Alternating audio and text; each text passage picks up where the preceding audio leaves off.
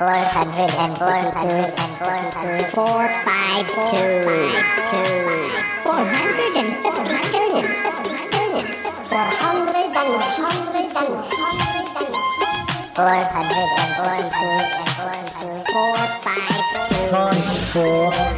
3, 2, 1.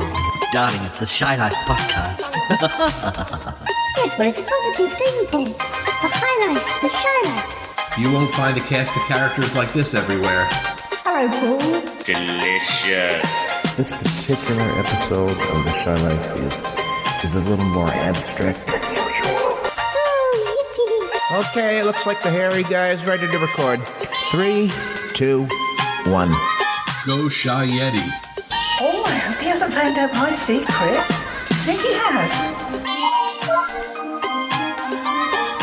Hello and welcome to yet another episode of the Shy Life podcast with me, Paul the Shy Yeti. How are you doing? Well, I'm all right.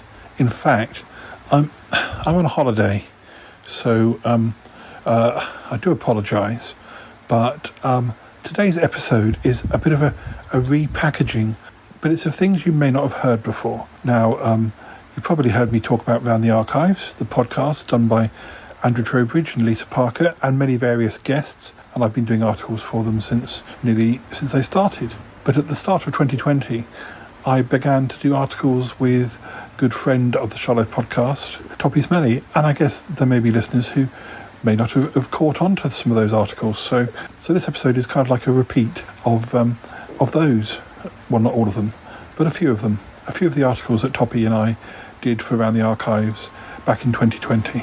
So I'll run the theme music, and when I come back, I'll just introduce each of those little articles. All right, run the theme music. It's time for my old buddy, old pal from across the channel, across the pond, Paul Chandler, the Shy Yeti. He's not that shy. Oh, it's the Shy Life podcast. All I wanted was a pie. And then I hatched out of an egg. Okay, bring the mic over. He's ready to record. It's the quiet ones you've got to watch, you know. Is it metaphorical? Is it deep? Is it deep? Boy, he's not all that shy, is right. Blimey, Governor. It's the Shy Life podcast. If you thought that was bad, just listen to this. Oh, I can't wait. I can't wait for it to begin. It's the Shy Life podcast. He's positively glowing.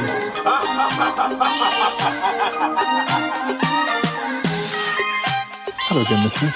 So I wasn't sure whether I should collect the articles that I'm going to share this time thematically or by series or chronologically, and well, I think I'm going to go chronologically. So the first time that Toppie and I did an article for Around the Archives, it was episode 44, and that was released on the 12th of January 2020. And I guess sort of our first article together sort of set our store as to the type of TV shows we'd be talking about, mainly American shows that Toppie often grew up with, or which I discovered later on. Most of the articles around the archives do tend to be UK shows, so yeah, I seem to have found my niche with Toppie. It sort of makes sense, really, for us to talk about American shows. But our first article was sort of a general look at some of the Irwin Allen shows and one or two other American shows of the late 60s. So have a listen, and I'll be back in a little while.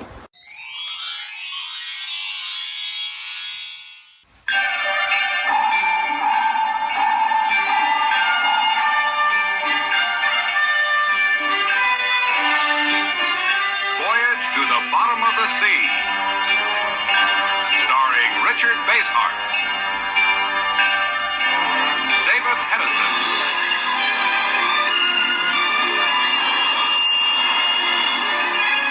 Voyage to the Bottom of the Sea. Hello, Round the Archives people. It's me, Paul the Shy Yeti from the Shy Life podcast and around the archives, of course. This time, my little article for this month's episode is going to be a bit different. I'm going to be talking with a very good friend of mine who is also a podcaster. His name is Toppy Smelly, and he does a show called The Smellcast and also another show called Matinee Minutia.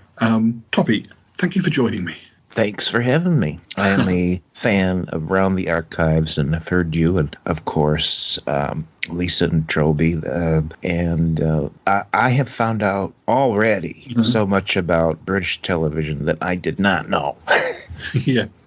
I mean, you were telling me earlier that you started watching Sapphire and Steel, so that's a yes. Yeah, that's definitely it's nice to know that that's being viewed sort of across the seas, because I'm not sure that was ever shown. Yeah, it's been a treat because I'd never heard of it. Didn't know David McCallum was, and I love David McCallum. And it's just my kind of show. It really is my kind. I love the low budget. I just adore shows that have low budgets because I like to see how creative they get, because to do things, you had to be pretty creative if you didn't have a lot of money. And I love the way they, like, how can we do this? Well, and somebody figures out something. Yeah. Well, I know you and I share a love of shows like Dark Shadows, which they're definitely a good example of low budget, but they doesn't stop them trying all manner of weird things. That's a perfect example of the inventiveness of those creators, those producers, and like being a slave to a low budget, but they, they found a way to do it. I just saw the Paul, the documentary that just came out that you mentioned. What was the name of it? It was called, was it Master of Dark Shadows or something? Yes. Although it's about Dan Curtis, it also becomes very much about the program itself, which is nice. And anyways, we should recommend that. At least I would recommend it. Yes, certainly, yes. Particularly, I saw that you mentioned it and that it was on Prime, and I wasn't sure whether your version of Prime is the same as ours, and I was overjoyed to find it was. So. Yeah, I don't know that it is, but at least it did have that. We're on both. But what I was going to say is right in one of those interviews was one of the old producers, and what he said was, we'd read the script and we'd find out what they wanted to do, and we'd just like, how are we going to do this? They had no idea, but they had to come up with some way to do it, and they did. Yeah. Well, this time, and I know you've got some ideas for some articles that you'll be submitting in future episodes, but I thought we'd just have a little chat about, not about one show, but about some of the shows that maybe I discovered in the 90s, which you sort of remember when you were very young, first time around.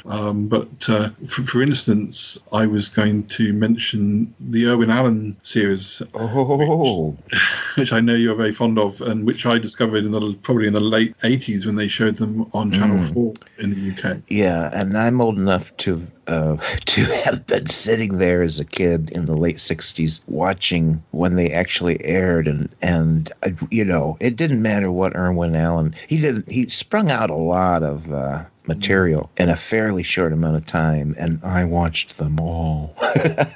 Did you have a favourite? Because the four I think of are Lost in Space, Voyage to the Bottom of the Sea, Time Tunnel, and Land of the Giants. Those are the four that I really think of, certainly the ones I saw. Yes, and there were other attempts. I know a couple of pilots that did not sell. And I wish I could tell you what they were, Paul, because one of them is on YouTube, and it's utterly fascinating. An Irwin Allen TV show that was never picked up, and they've got it on YouTube. I'm sorry, I can't tell you what it's called. That's okay. But maybe if you search for Irwin Allen, it'll come up. But sure, I remember, I think those were the main four, Paul. You hit them. Yeah, those are the ones that were on.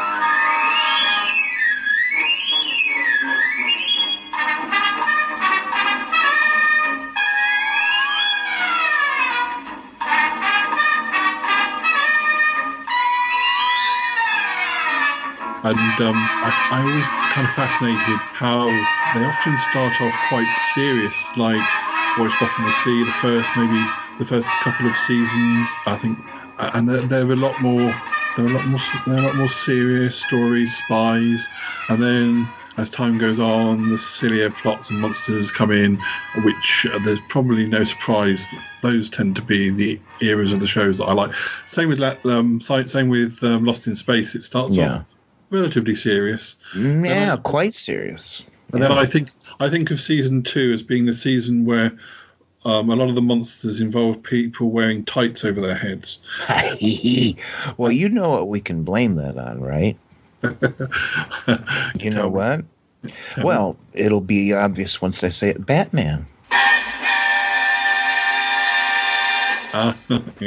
Batman was okay, so first we had Voyage to the Bottom of the Sea. That was Irwin Allen's first. And then he started production on Lost in Space. So he had 2 shows running concurrently, Voyage and Lost in Space, which coincided with the premiere of Batman, which was, breaking. Well, I don't know about breaking, but it was highly rated. Okay. And Irwin Allen said, we got to go kook here. We got to be like Batman. And that's who we can blame, Paul. We can blame Batman for Voyage and Lost in Space going camp. And Batman also affected the Avengers as well, with the first colour Diana Rigg season is very influenced by Batman. Really? I didn't know that. Yeah. I think if you a lot of it's very sort of pop arty that season. It's been so long that I've seen episodes of the Avengers. Maybe I would see that. Thinking back, I certainly didn't know or wouldn't have felt Batman was influenced the Avengers. I think of the other Irwin Allen series, I was quite keen on Land of the Giants, and that one manages to keep a little bit more. Doesn't get quite as silly as the silliest episodes of Voyage to the Bottom of the Sea or Lost in Space. I mean, I like the silliness. So, but I think Land of the Giants is probably a little bit underappreciated. But I agree. It did not get quite as silly, and I'm not sure I understand why, because it did start in production after Lost in Space, and why Irwin Allen thought, I don't know, but he did. It wasn't campy. It was not campy like Batman.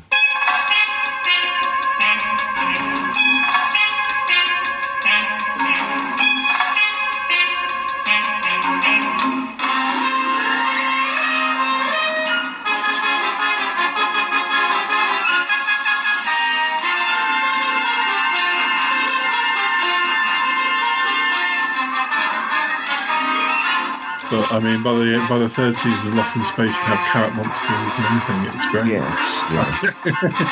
Now, I appreciate. Look, I love Lost in Space. I'll watch all 3 seasons, no problem. But my favorite episodes are the first season, when it was trying to. I mean, if you think back to those first 3 black and white episodes that were basically the re-edited original pilot, the chariot in that sea. I mean, that was incredible model work. Yeah. I mean, it was well done. I mean, it would have looked great on the big screen. That's how good it was. Because Dr. Smith wasn't in that pilot, was he? No.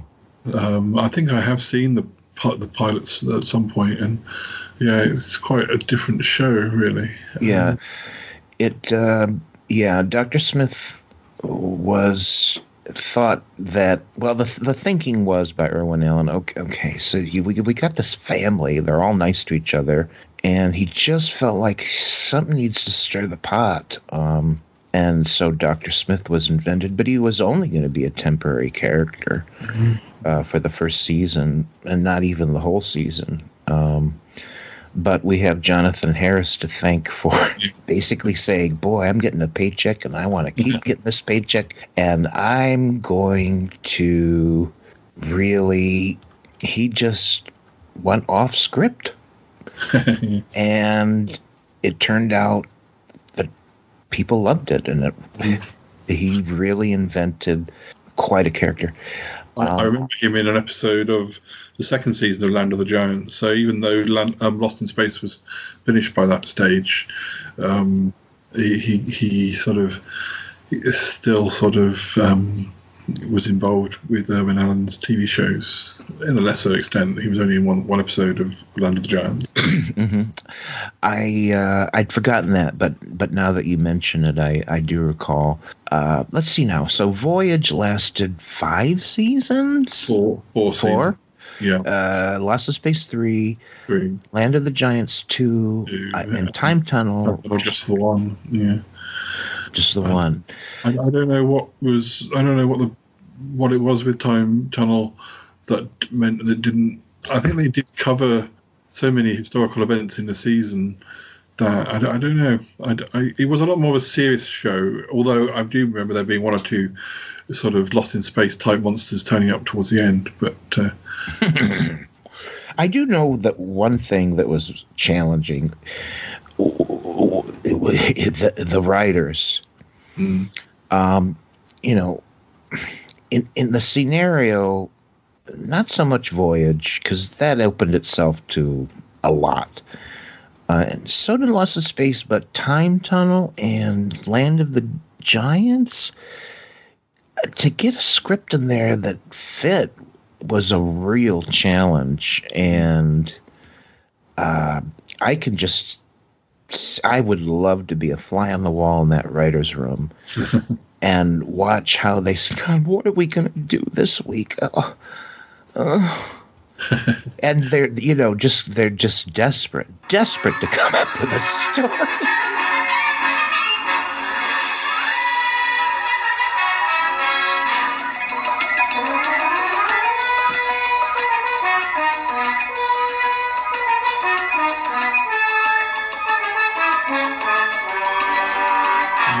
I don't think that there was ever a year when all 4 series were being made. I think there were certainly 3 working at the same time. I have a feeling that the first season, perhaps they had Voyage, Lost in Space, and Time Tunnel all being made in the same year. Land of the Giants was 68 to 70, so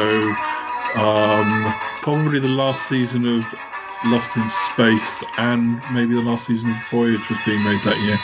I'm not sure. Voyage may already have, because Voyage is the earliest one, isn't it? Yes. Yeah. And I do know for sure Voyage to the Bottom of the Sea and Lost in Space overlapped. Yeah, they did.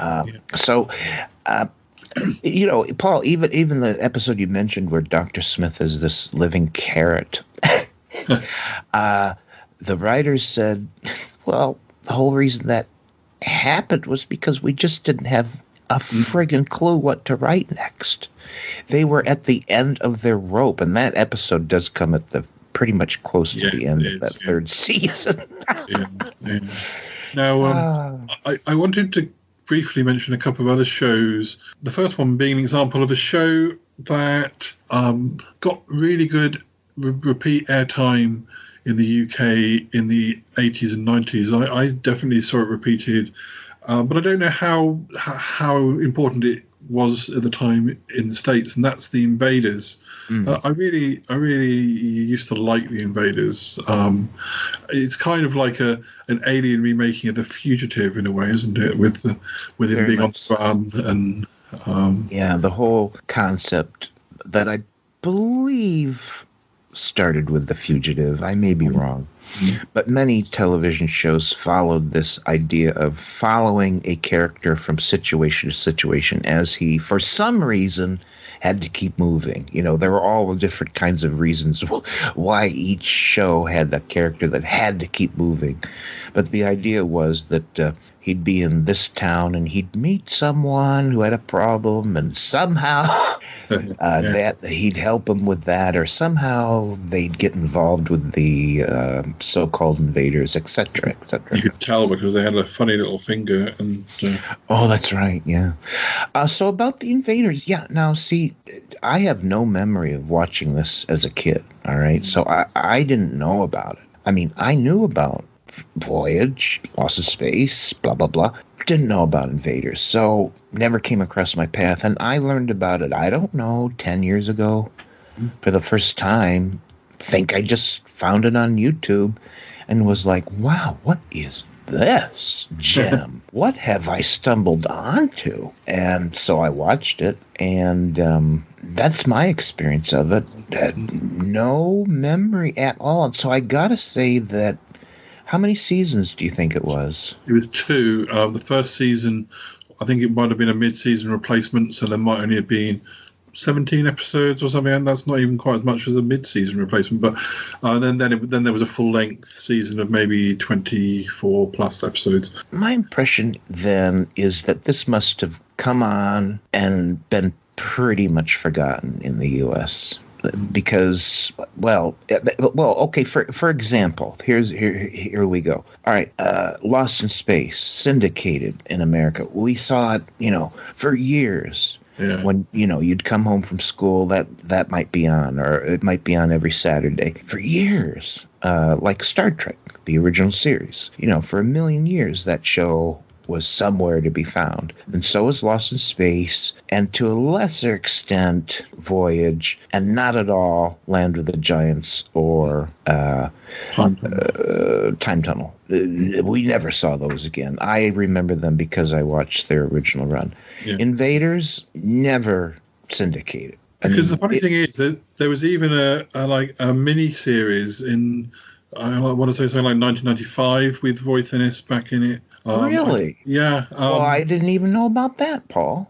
And of course, he was also in that early 90s remake of Dark Shadows. He was, he was one of the leads. Was he Roger? Yes, I think he was. Yes. I don't think I even knew that. Well, there's so much out there. There's so many things that you can learn as a cult TV fan.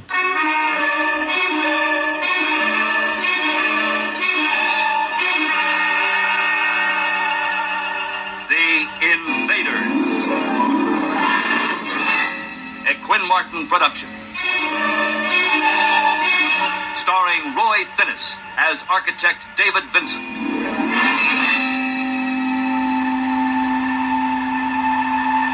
The Invaders. Alien beings from a dying planet. Their destination, the Earth. Their purpose, to make it their world. I'm kind of surprised that something as old as the Invaders, that you weren't watching it until when did you say? Like mid-80s, and again in the early 90s. That surprises me. Yeah, I had a video by the early 90s, and I was at the point where I was like keeping it nicely, sort of, in a nice box and stuff, because in a way I think it was a series that I remembered watching when I was perhaps 10 or something.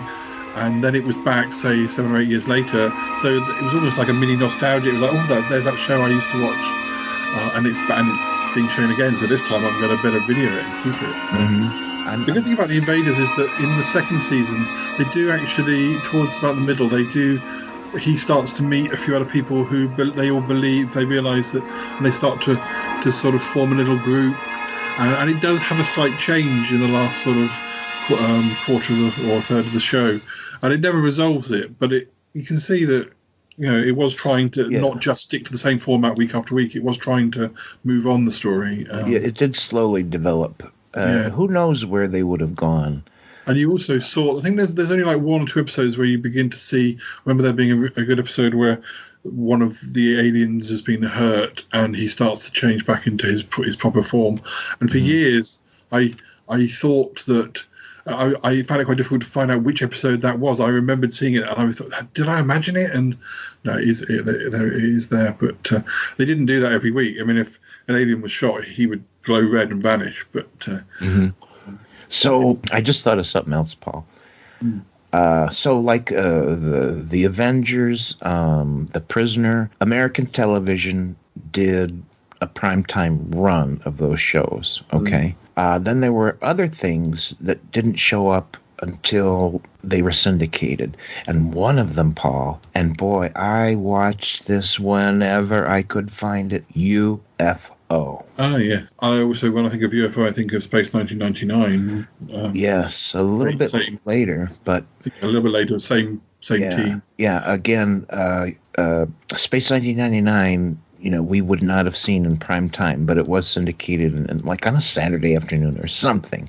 You could find it. But UFO, Paul, seems like it was way ahead of its time or something. But I think there was just one season. I guess it wasn't all that popular. But I remember, like, holy cow, those aliens are in a helmet filled with water or something. I just remember being bowled over. Like, this is, I thought it was good stuff. I think it is one long season, but I think it might have been done in different recording blocks. And my favourite episodes are the later episodes, again, where they're trying to do different things and they're trying... And I would have said that, it's really kind of hitting its mark quite late on. I mean, it was, always good, but some of... They had a formula and they were doing things with that formula earlier on, but then they knew they had to change the formula, and then... Unfortunately, it ended, but I could have seen it continuing. Well, I loved it. Now, here, this is just sad, Paul. Can I just say this is sad? All right, UFO was created when? It was late 60s, 1970? Yeah. All right. But to me, okay, and I admit I haven't seen an episode of it in a million years. But to me, it was sophisticated, wouldn't you say? Yes. All right, this is the sad thing. Years later in America, we had Buck Rogers. Years later, which was insipid. I mean, okay, I confess, I'll watch Buck Rogers, but think about the sophistication of UFO, and years later on American television, Buck Rogers. What the hell? What a difference. And they're separated by years. Yeah. I think probably a lot of the slickness of UFO came from the fact that, because that was pretty much the first live action show that Jerry Anderson did, but for years he'd been doing series like Thunderbirds with the models, and so I guess they had a certain look to a lot of his 60s shows. Yeah, I mean that model work was you look at it today and you'd go like, it's real, right? No, they're little models. Was Space 1999 also something that he did models for? Because the models were awfully good in that. His team, but it started off quite serious and then kind of went camp in the second series, but because I think the producer was the same producer who did the third season of Star Trek, the original series, who is often blamed for things going off the boil slightly with Star Trek. But well, I do remember, as far as Space 1999 is they clearly were trying to save the show, and it probably wasn't getting good ratings. I guess in Britain, but they thought they could save the show by introducing this female alien. Yeah. And was she not a shapeshifter or something? Yeah, she could do something. What could she do? She could turn into an animal, or sometimes a monster. She could shapeshift, basically. Yes. Okay. Yeah, I remember that was clearly like, okay, Spock was, made Star Trek. Let's get an alien in here. And she was good. That was an intriguing character. And of course, I'm one of those people who, not that secretly, quite openly prefers season 2 of Space 1999 because I like the campiness. I find the first season a little bit too serious in a way. I find it doesn't quite work for me. The too serious side, and that goes too far the other way. But I have to say that I have not revisited that show since I was a kid, and I'm very curious now because I don't remember what you're saying. And I don't doubt you, but the transformation from going serious to campy. I just don't remember. It's just been too long for me. I'd love to see that show now. Well, Toppy, we are running out of time, but before we go, I know there are series that I know that you want to discuss in separate articles, so we won't touch those. But there's one series that I want to mention as being a show that I know was pretty well known in America, but I struggled to see it. I don't know. I guess it must have been shown at some point in the UK, but I only literally saw it about 2 or 3 years ago for the first time, having wanted to see it for ages, and that's The Wild Wild West. Oh, that was really difficult to find. I never saw it repeated in the same time as the Owen Allen shows or The Invaders or any of those. I don't know how often it's been shown in the UK, but I finally got to see it, partly because it was available on YouTube, and partly I sort of bought the box set. And I did too.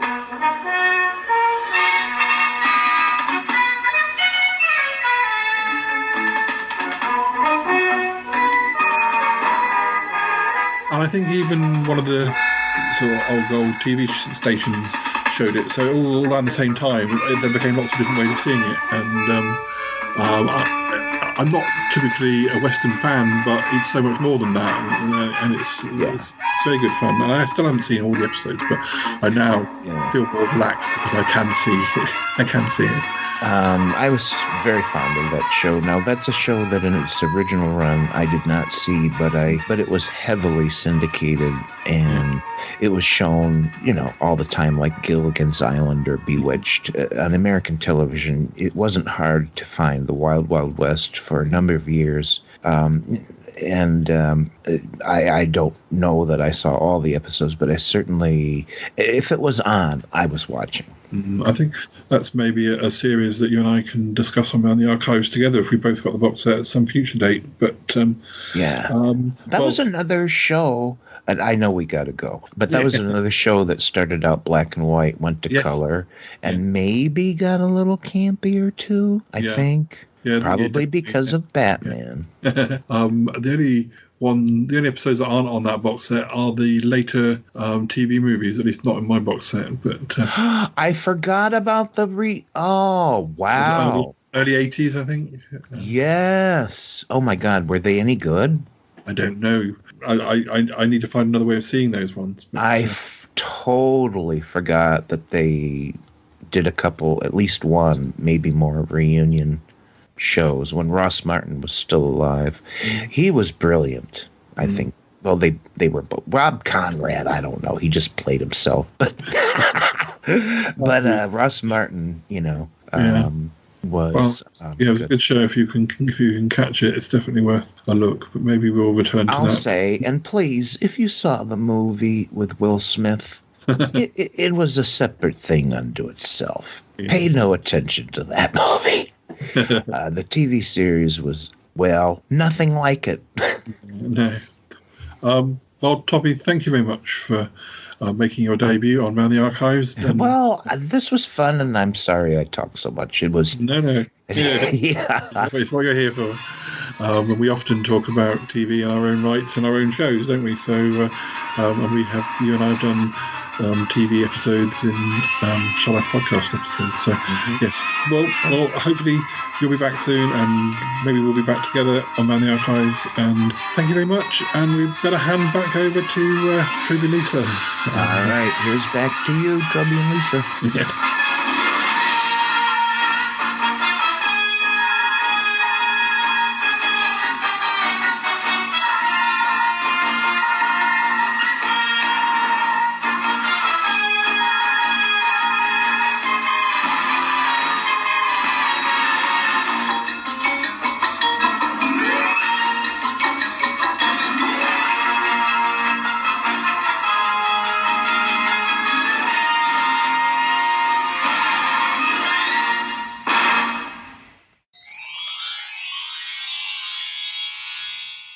Okay, I hope you enjoyed that. Actually, I think it's okay for me to say, Toppy and I have just recently done an article all about Lost in Space for episode 60 of Round the Archives, which will probably be out around the time that this episode goes out. So, do check that. And, all of the episodes. And obviously, although the previous clip was from episode 44, there were lots of other articles. So if you enjoyed that, then please do go back and listen to the whole episode 44. There'll be plenty there of interest. So the next time we did an article was for episode 45 of Round the Archives, which came out on the 7th of February. This time, sort of linked on from what we talked a little bit about back in episode 44. This time we talked about the Wild Wild West. And I was just sort of getting into the show around this time, having wanted to see it for years, whereas Toppy had seen quite a lot of the show back in the day. So anyway, do have a listen, and I'll be back in a bit.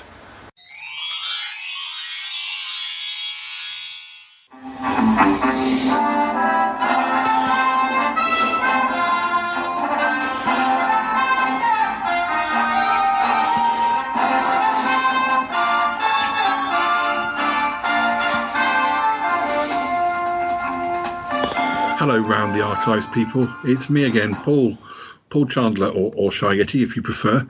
I'm back, and by popular demand, I have brought my old friend Toppy Smelly with me again. Hi, Toppy. Yay! Hi, Paul. Hey. Oh, it's good to talk to you. Well, do you want to tell the listeners what we're going to be talking about this time? We did kind of talk a little bit about it when we talked about Owen Allen and stuff, but we thought there's more to be said, isn't there? Well, I think so. This is one of my all-time favorite television series from my youth. And it was from the late 60s and started out in black and white, switched to color. It is the Wild Wild West with Robert Conrad and Ross Martin in the leading roles. Yes, and as I was saying last time, it took me until very recently, in the last 2 or 3 years, to finally see the series, because if it was ever repeated on here, then I missed it. But I was aware of it, and I feel like I was aware of it. Nothing to do with that film we won't mention. I just kind of knew it was one of those cult TV shows of the 60s, and I felt like I'd seen so many other shows, Man from U.N.C.L.E. I'd seen, and Star Trek, obviously, and Invaders and Owen Allen and stuff. Mm-hmm. Yeah. But not the Wild Wild West. Well, I did not see it when it was originally airing. It was in heavy syndication here in the States in the early 70s. And so it used to be on every Saturday, but that's how I caught it. It was in syndication, and I loved it. I just loved the Wild Wild West. I found it interesting. I read a little thing that said that the creator of the show, Michael Garrison, he described it as James Bond on horseback, because it was around the time when Westerns were maybe not as successful, but spies were really in. That's true. Westerns were kind of slowly edging out. Now, there was Gunsmoke on TV that at the time was like the longest running American TV show. And by God, it went right up into the early 70s, Gunsmoke, before it stopped. So, but before, in the early 60s, especially the 50s, American television had Westerns. And then, of course, came James Bond and the Bond movies. And that really made producers pay attention. Spies. We have not mined that territory yet on television. And, of course, right around the time the Wild Wild West came out, a lot of spy TV shows came out. Man from U.N.C.L.E., I Spy. Yeah, that's one that I've never seen either. I don't know how often that's been shown over here. Yeah. I Spy, now don't ask me why. That was not in syndication. I never saw that show. Now, why? I don't know, but it wasn't syndicated, or at least not in my territory. And so it was years and years later that I finally laid my eyes on a couple episodes of I Spy, and that would be with Robert Culp and Bill Cosby in the late 60s. I Spy. The other thing, funny we were talking about James Bond, of course, because Michael Garrison, who I think he produced like Peyton Place and An Affair to Remember, Long Hot Summer, but he actually co-owned the rights to Ian Fleming's first James Bond novel, Casino Royale, which is the one that never properly got made in the 60s. The comedy version got made, and it wasn't until Daniel Craig that there was a serious version of Casino Royale. But so he actually had some sort of Michael Garrison actually had some sort of proper connection with the James Bond stock. Oh, fascinating! I did not know that. So there's a link right there. Yeah. Yeah. That's the other thing. I was looking before we started talking. The first season is just all over the place when it comes to producers. Because shall I tell you what I've got here? I haven't got this by memory, but I think possibly because there were actually 5 people involved in the first season as far as producing, and I think to a certain extent probably influenced the type of episode. You know, they all had different ideas. Some of them wanted to be more conventional, some of them wanted to be weirder, and so you had Michael Garrison, who did episode 1, you know, because he owned it, but the TV company, they didn't want him to do a series. I don't think they thought he was experienced enough in TV because he'd done movies. So then Fred Freiberger was brought in, and he did a handful of episodes, sort of earlier ones, but also Collier Young, he did some, and then. I mean, there's lots of different reasons that I have. If you want to know the full story, it's on Wikipedia, folks. But it does sort of say so. I think Fred Freiberger was he sort of brought in the sort of beautiful women, strong adversaries, sort of bizarre plot lines. He was responsible for that, and he also sort of brought in the character of Dr. Lovelace, which I'm sure we'll come back to. But he got replaced, and then someone called John Mantley was involved. Someone called Gene L. Kuhn, who produced about 5 episodes, and then Michael Garrison came back right at the end. Gene L. Kuhn was associated with the original Star Trek series. Well, you know, I don't know the story of that, but as you say, it might be there on Wikipedia. What I do know is that there are characteristics to this show, and I really like them. Now, let's just take, for instance, the iconic theme song. When you hear that theme song, nothing else like it. When you watch the credits come by, they're animated. They have which wasn't uncommon at that time. There were a lot of, it was something that was being done at that time, and one of the things that I don't know, I've always loved is that they used the animation that started the show at the break of every commercial. So that there would typically be some sort of moment where somebody was in peril, many little cliffhangers, and the screen would freeze and then dissolve into an illustration of the scene. And then it would become part of this montage that we saw at the beginning of the show, which may not make any sense to anyone as I'm describing it, but it was unique to the show, and very much they used it from start to beginning, and it just became this wonderful little characteristic piece of the show. Because unlike shows like Lost in Space or even Land of the Giants, I'm sure there are others, everything stays pretty much, other than going to colour in season 2, the title sequence stays largely the same, and there's no big sort of change in the theme or the type of sequence, or it stays pretty consistent in its look. I don't know if you've ever noticed, but the one thing that does change there's one panel in the animated sequence where a woman approaches James West, and they embrace and they have a kiss, and she brings up a dagger while she's kissing him. And the one thing that changed at least a couple of times is what he did to her and in the animated sequence. And at one point, he just punches her, right? And she lands ass over tea kettle.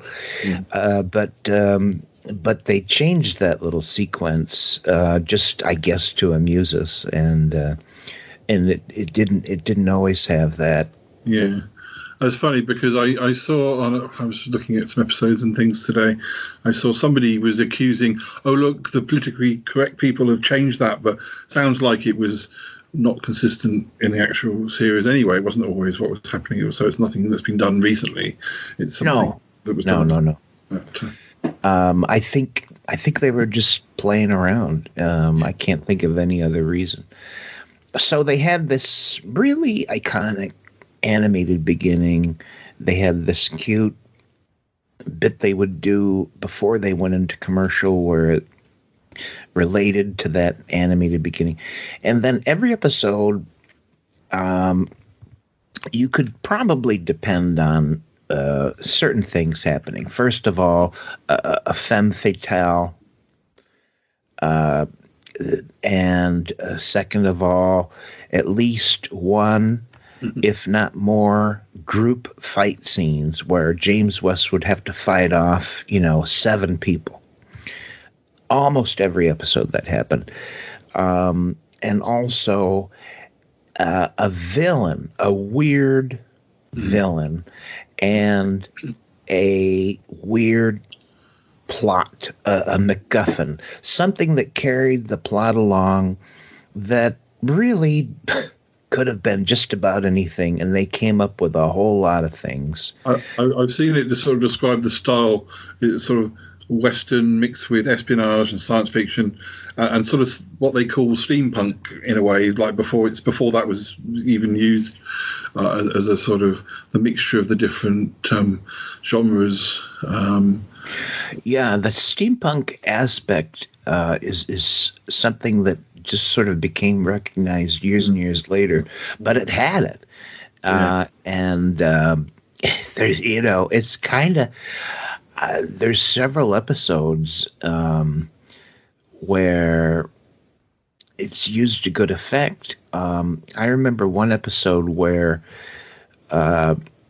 there was this submarine that was bashing ships in harbors, and it seemed to people that it was some sort of undersea monster, but it was really just the submarine.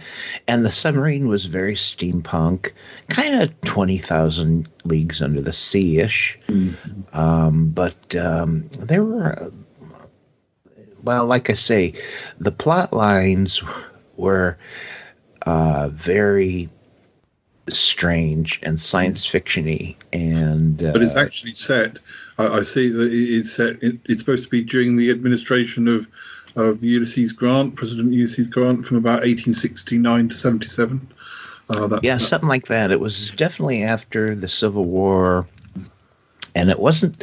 They didn't call it the CIA because it was way before that. But it did have a name, didn't it? What? Yeah, I'm not sure that I know, but I must, I know their sort of secret service. Maybe it was just they call it the Secret Service. Yeah, and of course, there's the other thing is that every episode is the night of.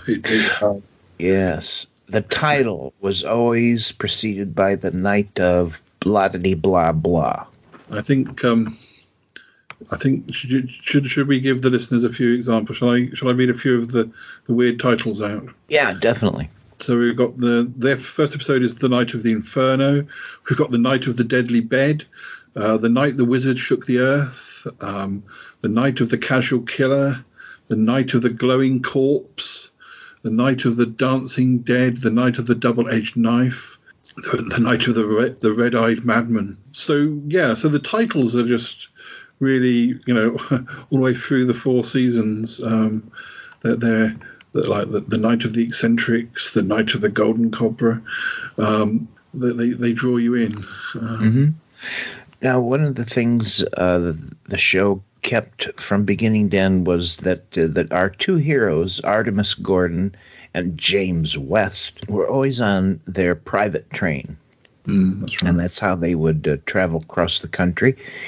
And so that was their home, was the interior of this train. And it was nicely appointed and decorated. And they each had special skill sets, right, Paul? Yes. So Artemis, really not the guy to do physical combat. So Artemis was the master of disguises, and he was also clever with providing little gimmicks, and it was his mind, really, that was of value. Now, James West, Paul, what was he good at? Fighting, sort of being the pin-up of the show. Well, no, it's not coincidental. I mean, he had what he wore was less like the above the waist coat and really tight breeches. You couldn't help but notice it. And so, yeah, he was the fighter. And just about every episode, you were guaranteed to see James West face off with about 5 opponents at one time. Well, I think they both got their share of the ladies. It was reasonably well balanced, I think. Yeah. Damsel in distress is no damsel. She's quite a girl. Yeah, they were often in competition with how they did with the ladies. Now, there are like villains in most episodes or guest stars, but there aren't that many recurring villains. And the one that is recurring is mainly in the first 2 series because was it because of ill health? Did he even die when the show was still running? The actor that played Dr. Lovelace? Yes. For whatever reason, he only did 10 episodes, and they were pretty much in the first 2 seasons, I believe. Okay, that very well could be. He did pass away around that time, so that probably did put the kibosh on Dr. Lovelace. But that was Michael Dunn. Yes, he was a little person, and he was this wonderful villain that troubled the 2 of them for many episodes, and he was trippy. He was weird. Oh, Antoinette, I really surpassed myself this time. Gone beyond the realms of imagination. Not even the great Da Vinci with his machines that fly could have dreamed of such a destructive weapon. And so tiny it fits in this little box. As pure as the driven snow. Oh, Miguelito, it's wonderful. It looks perfectly harmless. But once James West so much as inhales its aroma, he'll feel as if he's been trampled by a 20-mule team. And this time, we'll cut the infallible James West down to size. Oh, yes, Miguelito. And this time, he'll never get away from you. Ah, true. In the very early episodes, he had a sidekick who was played by Richard Kiel, the guy who plays Jaws in the James Bond films, and of course he's very tall and completely opposite. Mm-hmm. I don't think he wasn't in all of his episodes, but he was in the first few as his sidekick.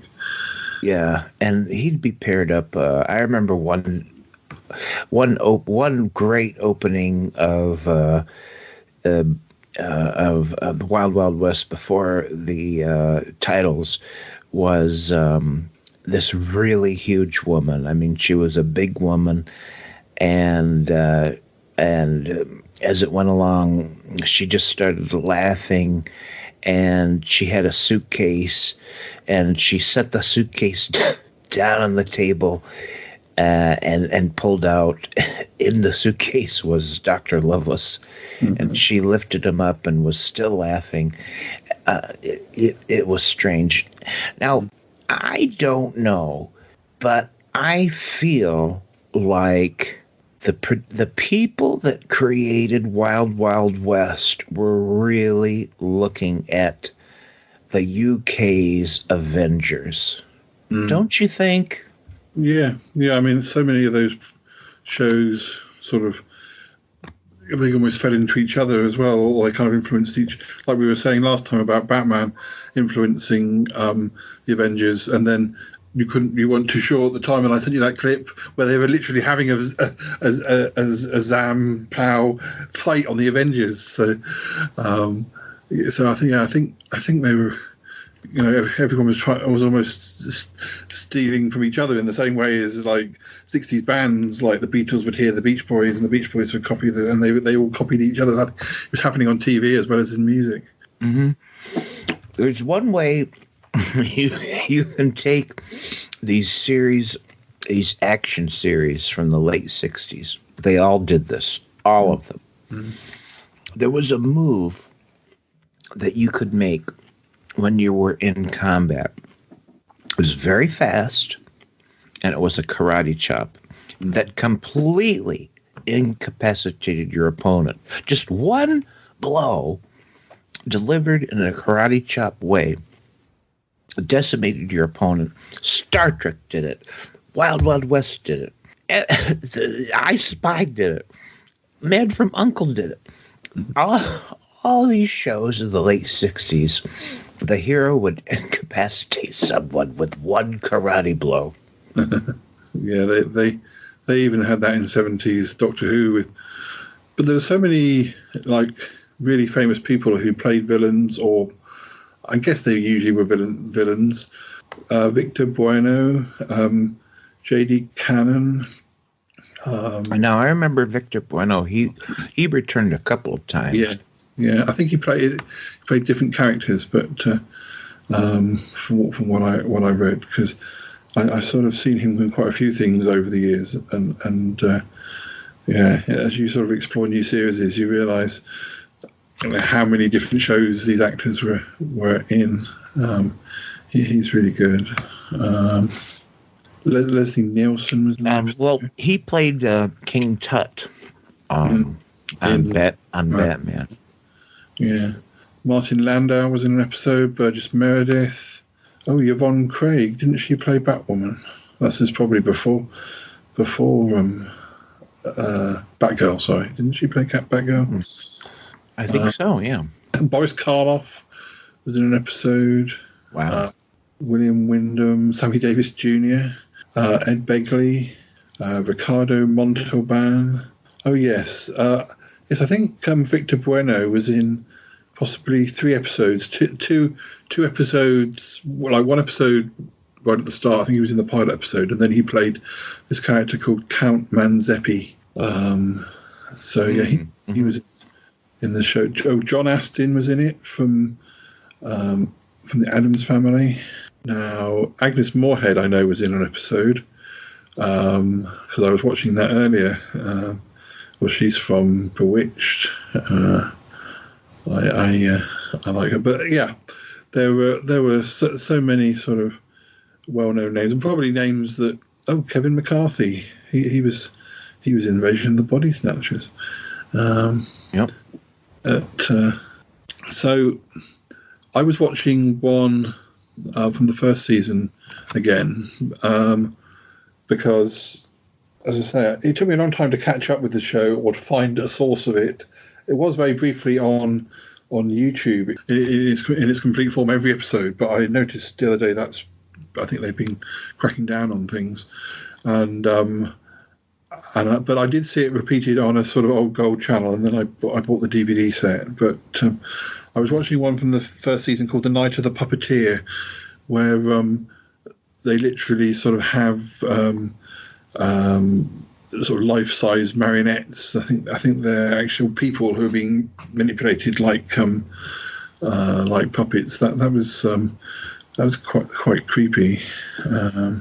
Yeah, it had a very creepy feel to it. Do you have any particular ones that you remember that you particularly enjoyed the stories of? Well, I can say that Definitely every time Dr. Loveless was on, you just sort of felt like, okay, here we go. This is going to be good. I was looking at the episode guide, and it said that the third season sort of shifted away a bit from fantasy and more sort of, I don't know, the villains being more political and less outrageous. But when I watched them all, I don't know if I really was aware of that. I thought it just kind of kept sort of being, but I guess I think I didn't necessarily watch them in season order, so maybe if that was the case, then I wasn't quite so. If I had to guess, Batman was particularly outrageous, and it garnered a huge audience, and then lost it pretty much as fast as it gained it. And it could be that when they saw how fast Batman ran out of gas, they said, ooh, let's not go down the same path. And maybe they put the brakes on the camp. Yeah, because by the third season, we're talking about late 67 into 68, by which point Batman was finished by 68, wasn't it? I would have thought, or near enough. But I have a fact here for you. There's an episode in season 3 which is called "The Night of the Undead," and it is the episode. It says the episode is notable for featuring the most fight sequences in an episode, a grand total of 7 fight sequences. So I know a little bit about the fight sequences in that Robert Conrad was really aware that he carried the show, he carried the series, and he took it very seriously. And he wanted the fight sequences, which were virtually in every episode, he wanted them to be good. And one way he prepared for them and was able to do them week to week was that he would have the same stuntmen every week. So all those people that you would see gang up on West every week, they were the same stuntmen, and they got used to each other, and they were able to quickly choreograph a sequence week after week. And Conrad was really conscious of how important that was, that they be good, that they be different week to week. Something might be different. And so it was a major part. Every week when they put out one of these shows, the fight sequences were like a major part of the production. And they got through it because they used the same stunt people over and over. But I read something about in the 4th season he hadn't that Ross Martin had an accident during the filming of an episode and got a hairline fracture in his shin, and then actually missed 9 episodes. And I'm not sure if I've seen these late, very late ones. He actually had some extra. So James West sort of operates solo, but then he also has some different agents as his sidekicks to cover those other episodes, other 8 episodes. Yeah, they would write in some other characters to be in the show, and they did a pretty good job, as I recall. I remember at least one person that partnered up with Robert Conrad was a woman. Could not tell you who the actress was, but that was really different, and it was, they handled it rather comedically. In fact, well, that was mostly Ross Martin's part of the show, was to bring the comedy relief. So when he was off of those episodes, the other people they brought in were also for comic relief. I was quite surprised to read that when the show was cancelled in 1969, it still had high ratings, but it apparently says it was cancelled as a concession to Congress over television violence, which was a problem at the time, or it was considered one of the examples of a show that was too violent. If that's true, it must have been a network decision to sacrifice a show like that if it was still making money, still getting ratings.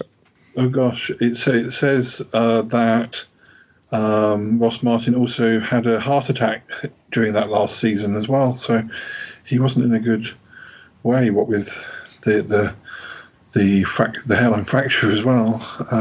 Yeah, and I do remember him being written out of many episodes. That may have also contributed to just the decision to maybe we need to stop. As I was saying to you earlier, when I was kind of looking at clips and things before we started recording, I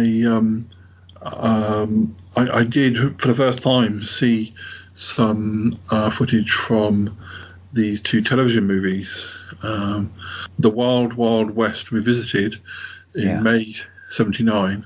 I didn't realise, but they had Dr. Lovelace's son, because he's Dr. Lovelace Jr., and he's played by Paul Williams. That fits so well. I know damn well I saw those reunion episodes. I remember virtually nothing about them, but it fits so well that he would have been in there. It's all to do with an atomic bomb and replacing the crowned heads of England, Spain and Russia with exact duplicates who are under his control. That pretty much sounds like it. So the second television movie, apparently the first one was really successful, and they did a second one with Victor Bueno, but I think he was playing a different character. He wasn't playing either of the characters he played before. The main villain was played by Jonathan Winters, who had been... I think he'd been in the later seasons of Mork and Mindy, hadn't he? Yes. This is from October 1980, and it's all about Jonathan Winters plays a character called Professor Albert Paradine II, a brilliant madman who seeks world power with weapons of doom. Sounds slightly similar. I think he might be in power in your country at the moment, but there we go.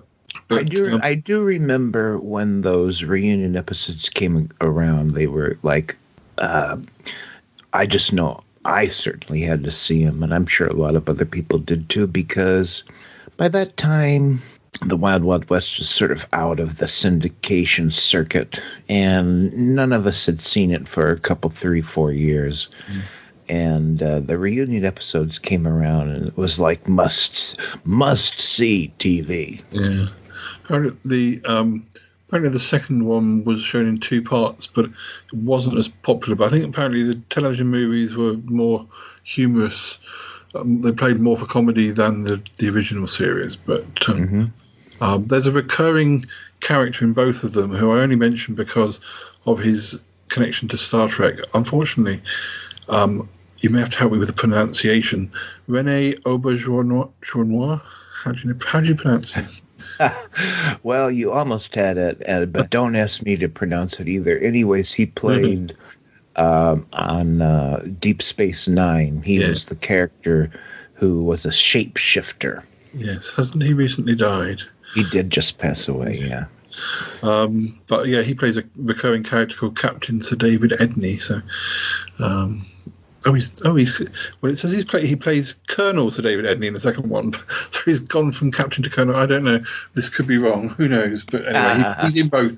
He's in both of them anyway. But, and just to briefly mention, like 2 decades later, they did a theatrical release movie, which I can give credit for maybe a couple of things. One was not a bad idea to have Will Smith be James West. It worked, and he was certainly a very popular actor at that time.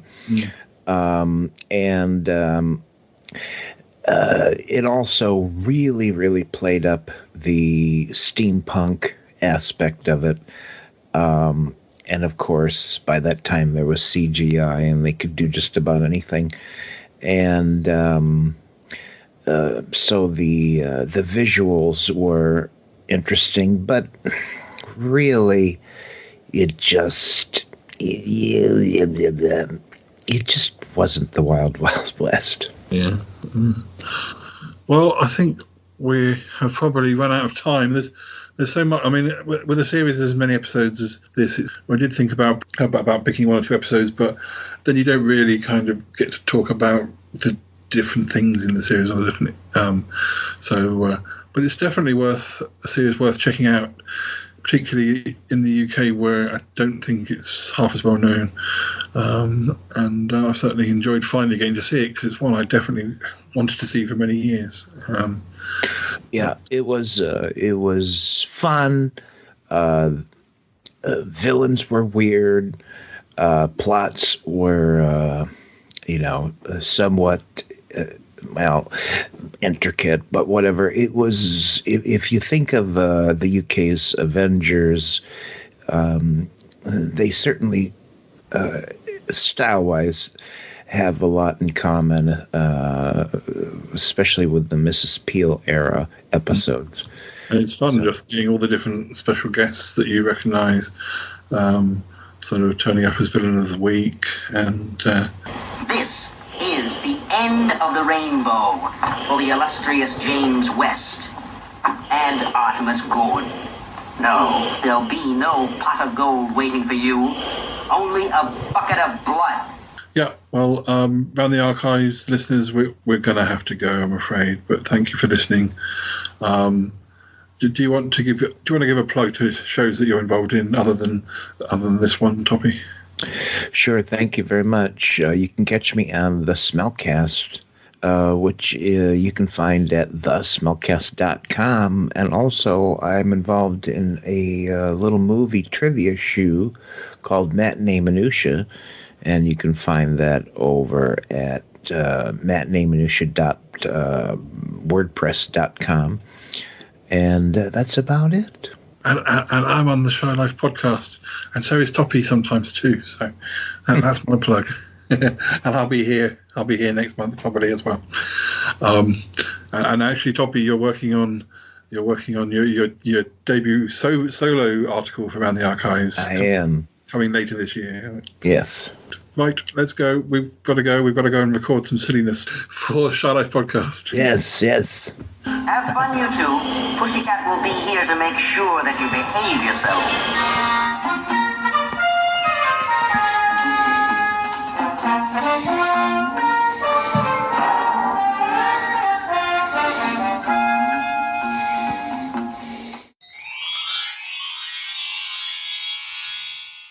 Hello again. So, following our chat on the Wild Wild West, I went off and did some articles for the next couple of issues with Nick, and the next time I recorded with Toppy was for episode 48 of Around the Archives, and this time we talked about the Twilight Zone, and this episode came out on the 4th of May 2020. Have a listen, and I'll speak to you again once this article is done.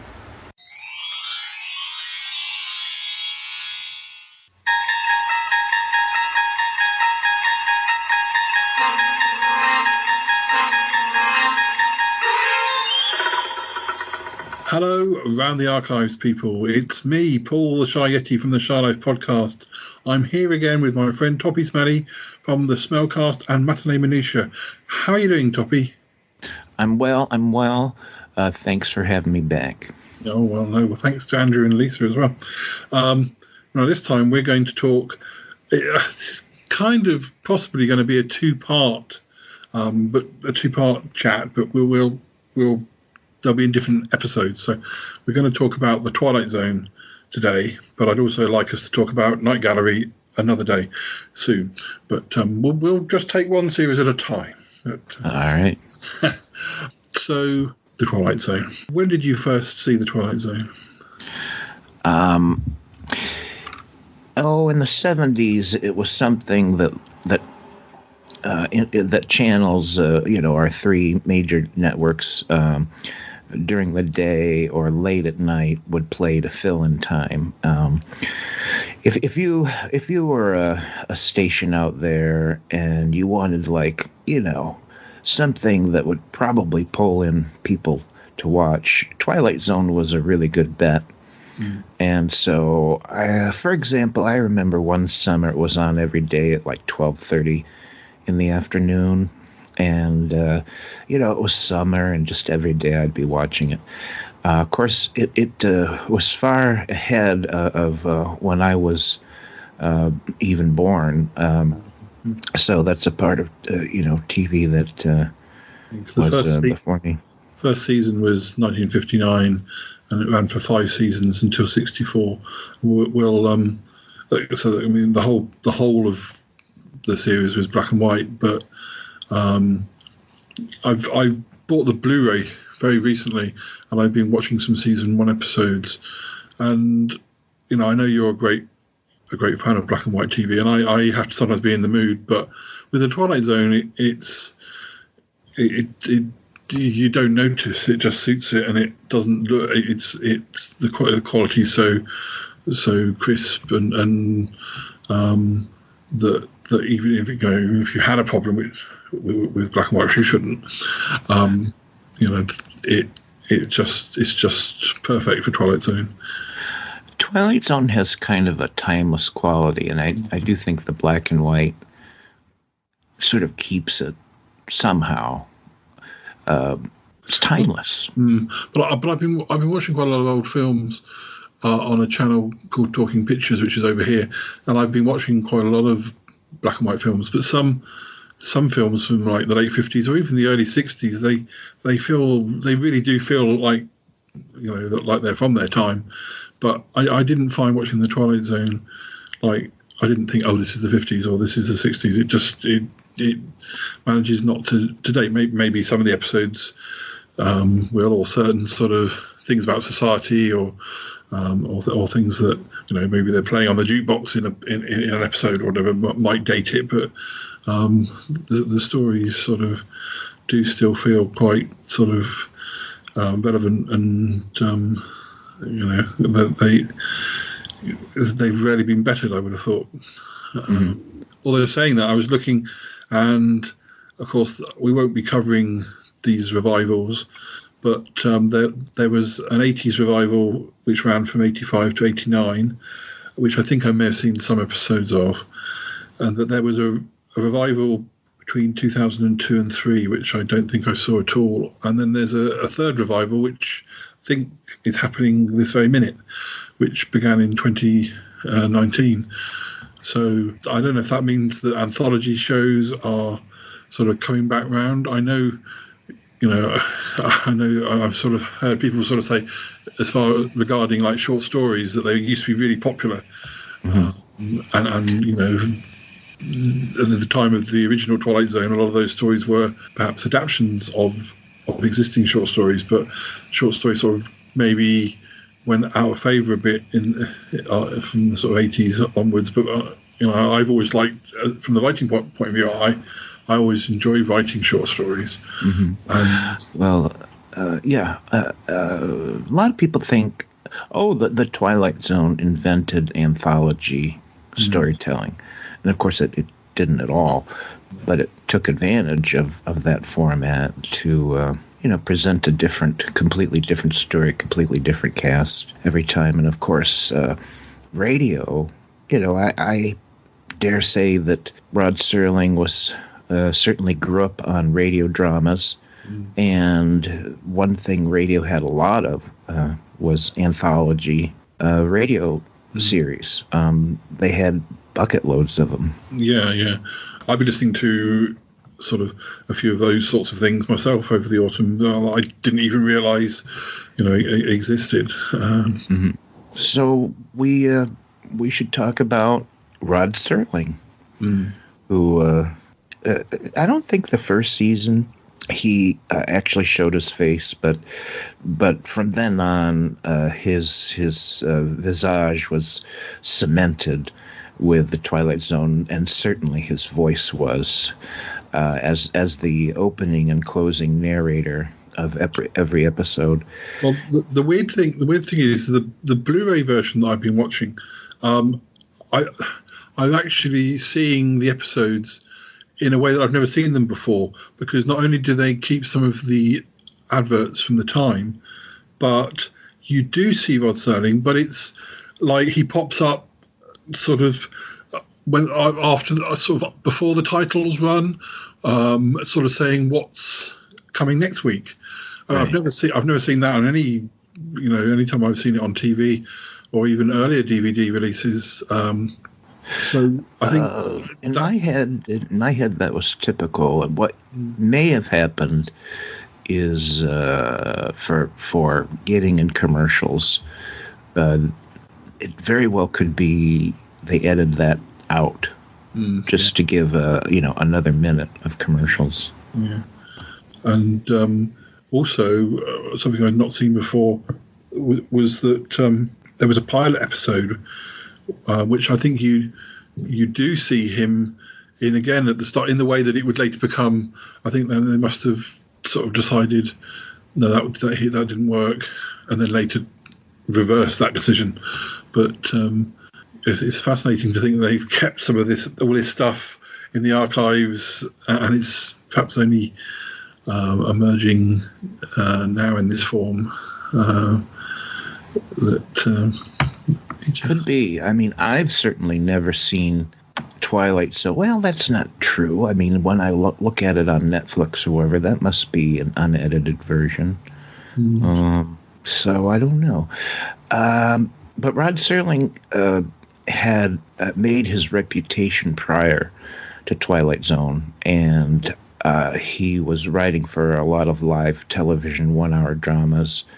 Did some really long remembered and revered scripts for various networks and their shows. So he was very well known as like a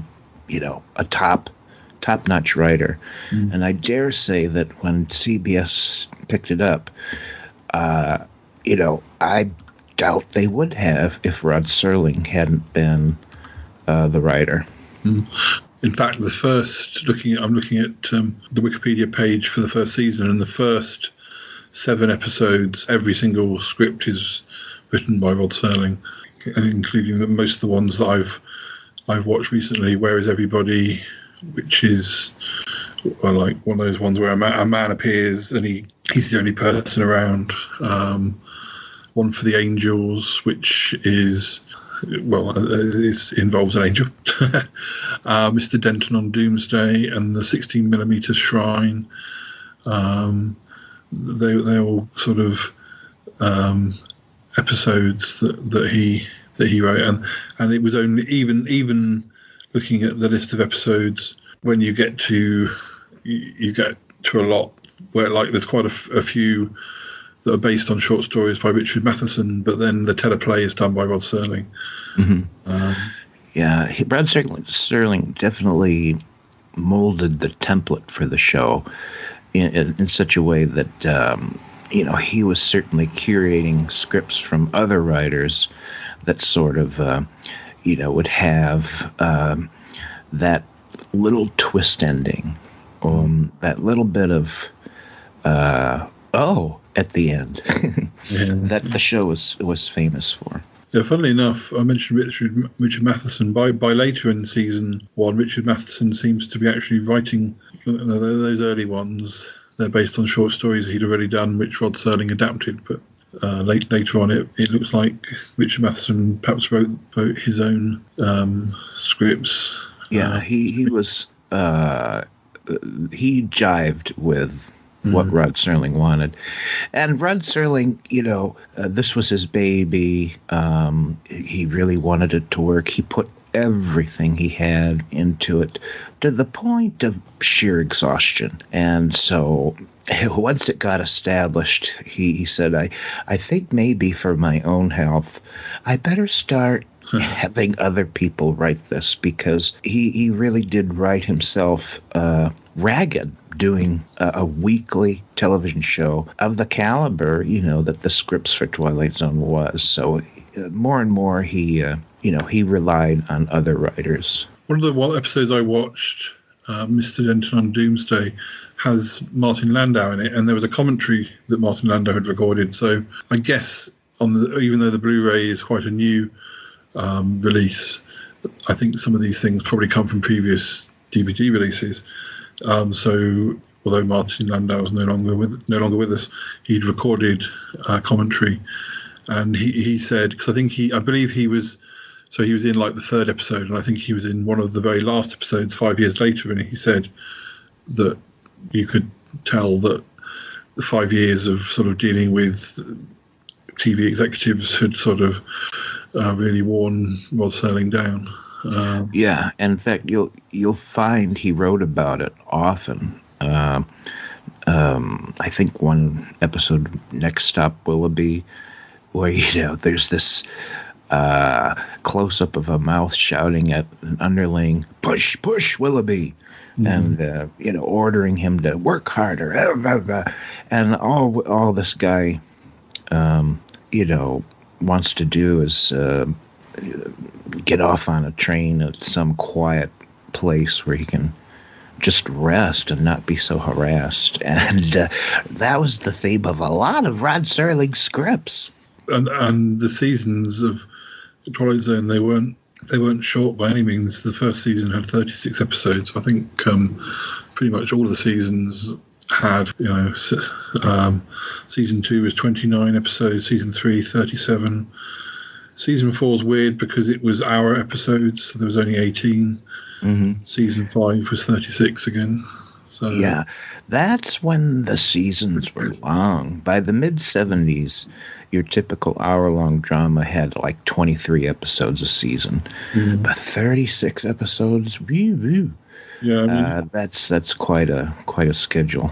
Yeah, I think as you say, it's sort of in this, because even looking at series, when I did my article on Bewitched, the early seasons of Bewitched were sort of at least 32, and then by the time the series was coming to an end, it was down to a more manageable 24. Mm-hmm. Although by the time they were doing those later seasons of Bewitched, they probably had so few ideas or were reusing things because they've been doing it so long. So it probably wasn't an easy 24. It was probably, oh my goodness, what are we going to do to fill 24? Mm-hmm. Yeah, and one thing as a writer, Rod Serling, and you could see it in many of his scripts, wanted to comment on civilization, human beings, societies. And networks kind of didn't really want controversial stories about those things. And it was hard to sell like a really good story that was ripe and juicy, because the networks would say, well, this is too controversial. We can't do this. And Rod Serling knew that in a format like this, if he just disguised it a little bit, is maybe something leaning towards science fiction or fantasy, that he could easily write about the kinds of heavy subjects he enjoyed writing about.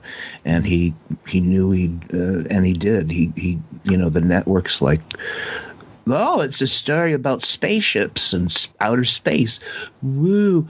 Well, I guess, but there's actually a very deep theme that perhaps the network's executives just went over their heads or something. Yeah. So moving on to season 2. Now we were talking a bit about this before we started recording. This is the season that has some episodes that were recorded on videotape as part of as a cost-cutting exercise. But there was only... Right, yeah. So it was done on film. Yes, usually. Yeah. And then some executive type, and this is exactly the type of person that Rod Serling was not terribly fond of, said, well, let's just do this, I know, on video, and it'll cost us less. Luckily, there was only 6 episodes done that way. Oh, was that all? Yeah. I knew it was short-lived because it was just not. I mean, people weren't used to that. They were used to film, and they had. I think they got a lot of complaints, and they gave up on that. Luckily, one of my favourite episodes is called Eye of the Beholder, which involves a character having an operation on and having bandages around their face for the majority of the episode, and you only sort of see what they look like at the end. And luckily, I don't know why that one stuck with me. I think it's because it was one of those twists that really kind of affected me. Yeah, that was a grade A level twist at the end. So thank goodness that one wasn't a videotape one. That one is a film one. So because it would have been a shame to have for that to have had that condition. But yeah, well, just before we leave the video aspect, you and I.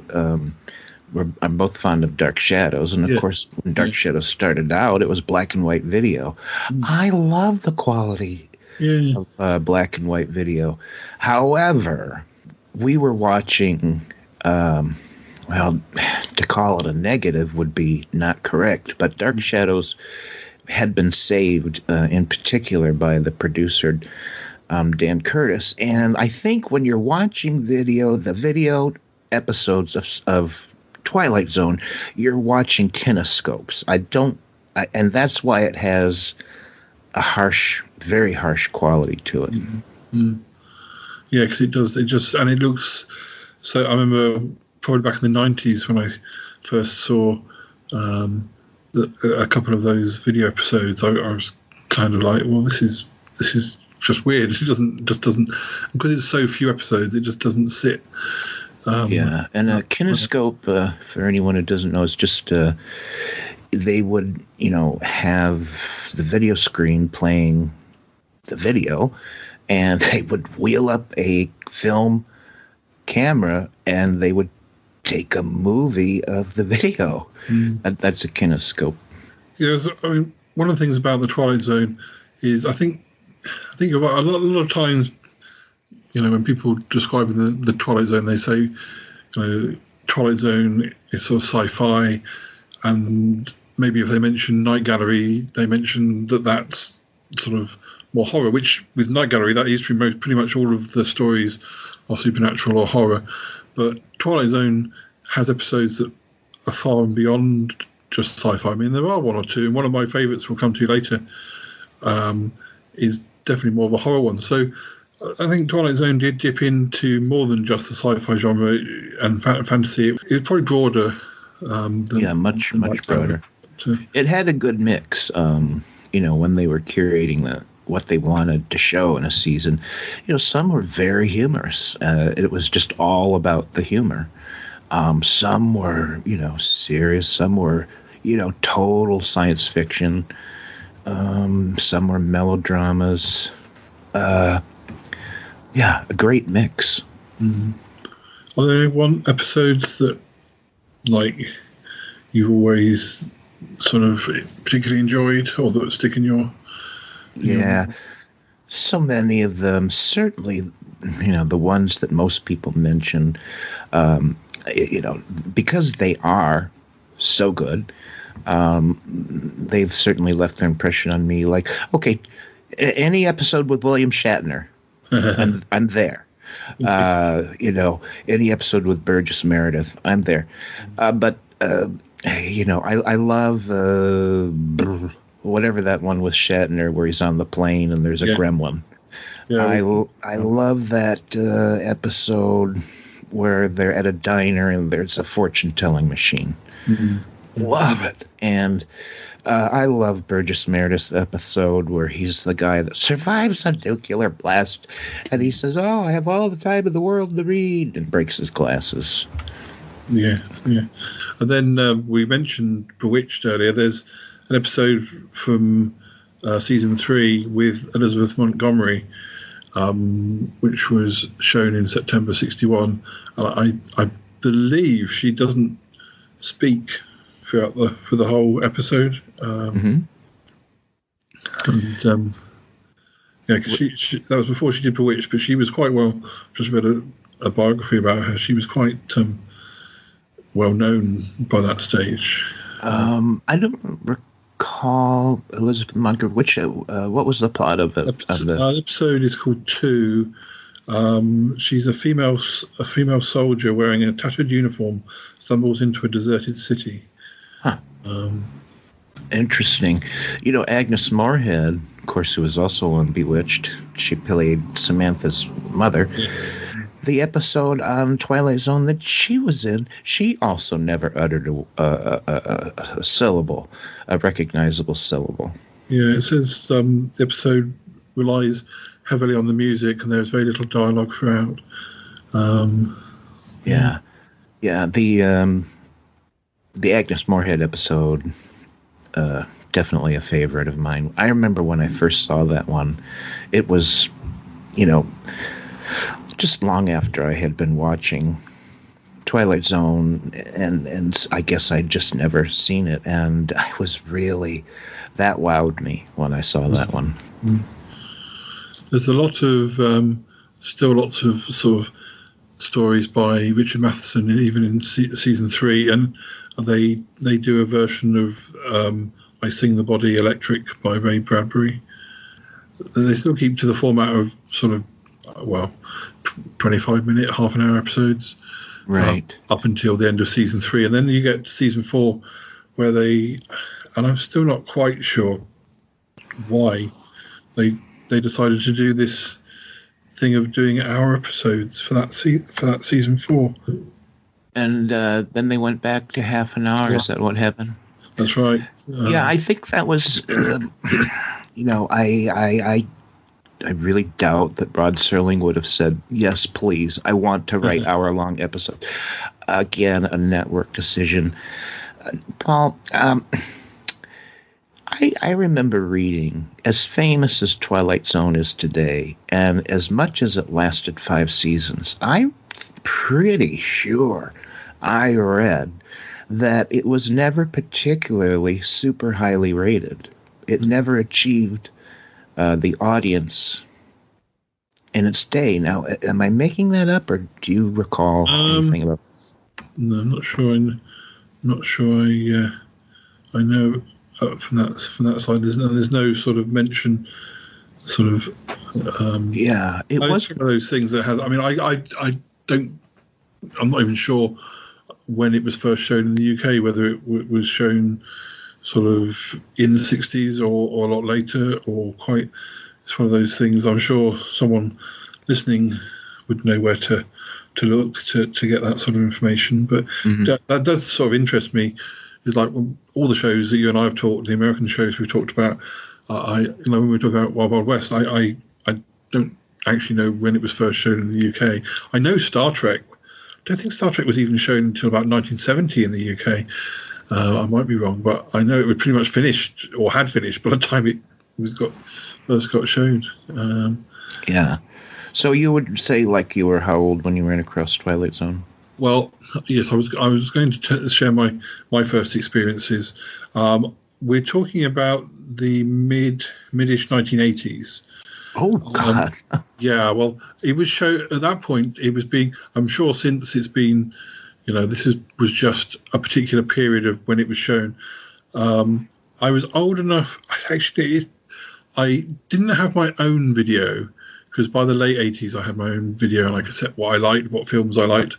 You used to find. I mean, there was only 4 channels in the UK. But, I'd always look in the newspapers to see if there were any horror films or anything like that. But I think Twilight Zone was probably a little bit earlier, before I had my own video. And I remember asking my mum if it was okay to record Twilight Zone. And I knew the name Twilight Zone, but I didn't really know, to me, I was probably... 10, 11, 12 or something. I knew of it, but I didn't. It seemed very adult and very sort of. I remember when I first saw the Avengers, around the same time, it was on like at 9 or 10 o'clock, and I was allowed to stay up to watch it, because my parents obviously remembered it and they knew it was probably okay for me to watch it.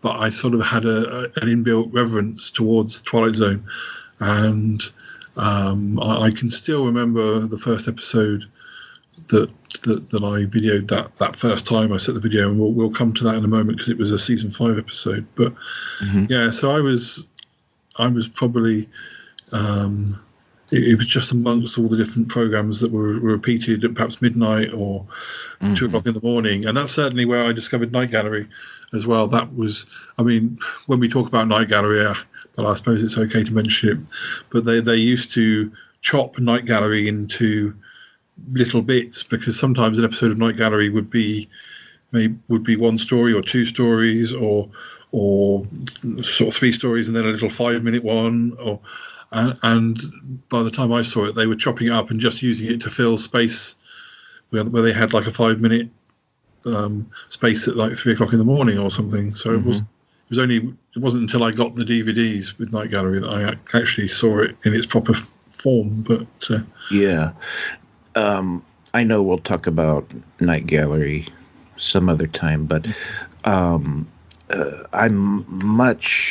in fact, I know I haven't seen all the episodes of Night Gallery, and I was never compelled to watch it as I was Twilight Zone, although I certainly saw some episodes.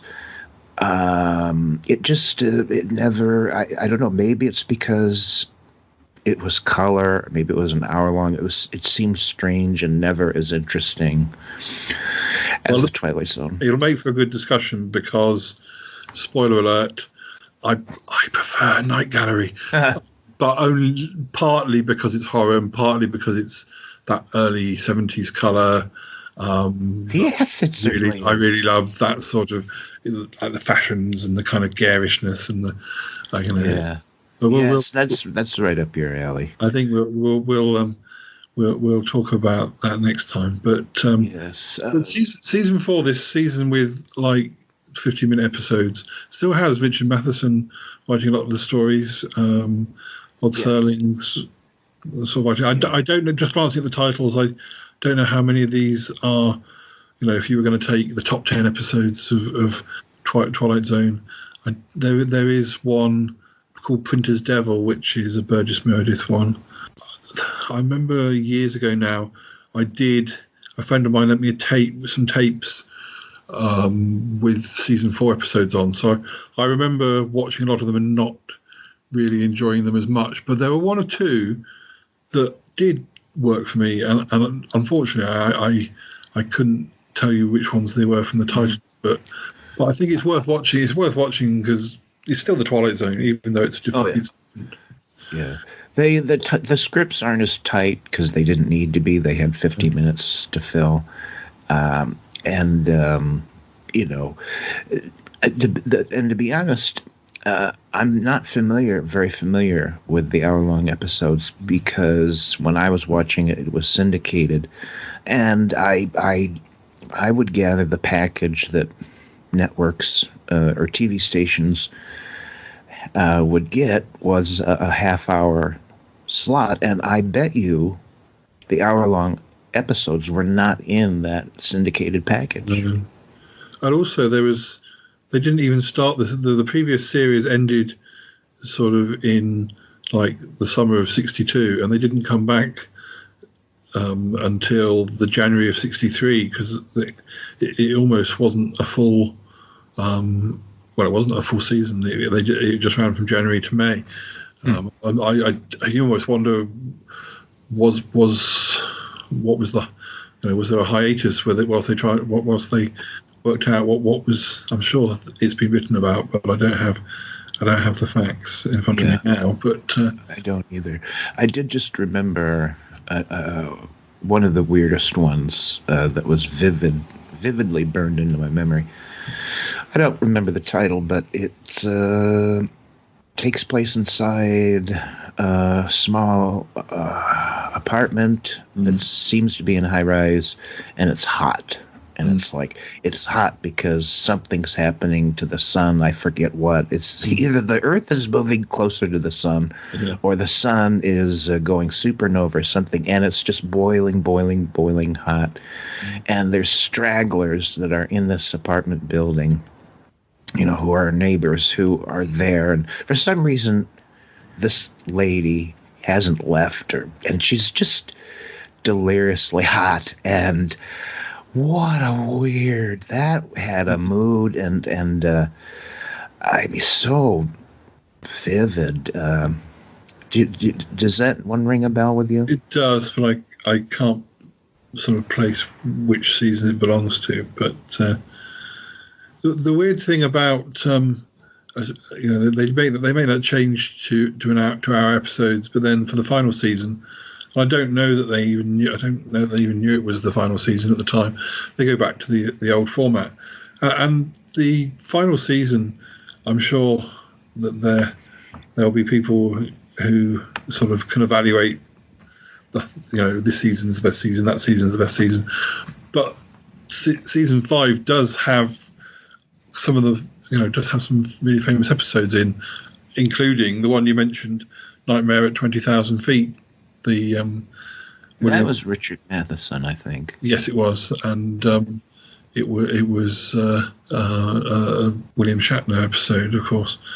Before we say goodbye to the listeners, it's this season that happened to be showing the first time I saw Twilight Zone, and I think they showed 2 episodes. I vaguely think they showed one called Probe 7 Over and Out, which was sort of about a crash-landed spaceship, I think.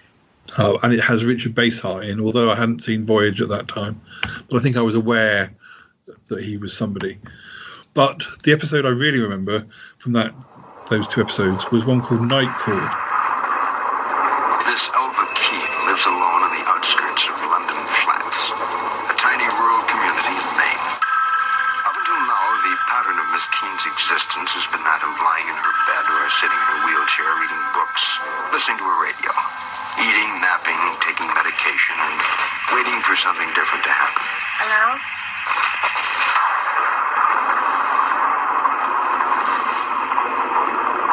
I'm sorry. I didn't hear. The thunder. Hello? Who's on the line? It's basically the idea that like a telephone line falls down in a graveyard, and this lady starts getting messages, phone calls. That was much more horror-y, supernatural. So perhaps it wasn't a typical Twilight Zone episode, or at least it certainly wasn't science fiction-y, but it was probably appealed to me as a growing horror fan.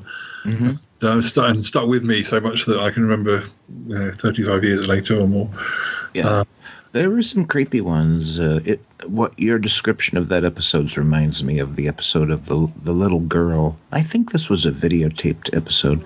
The little girl has a toy phone and she speaks to her dead grandmother on it.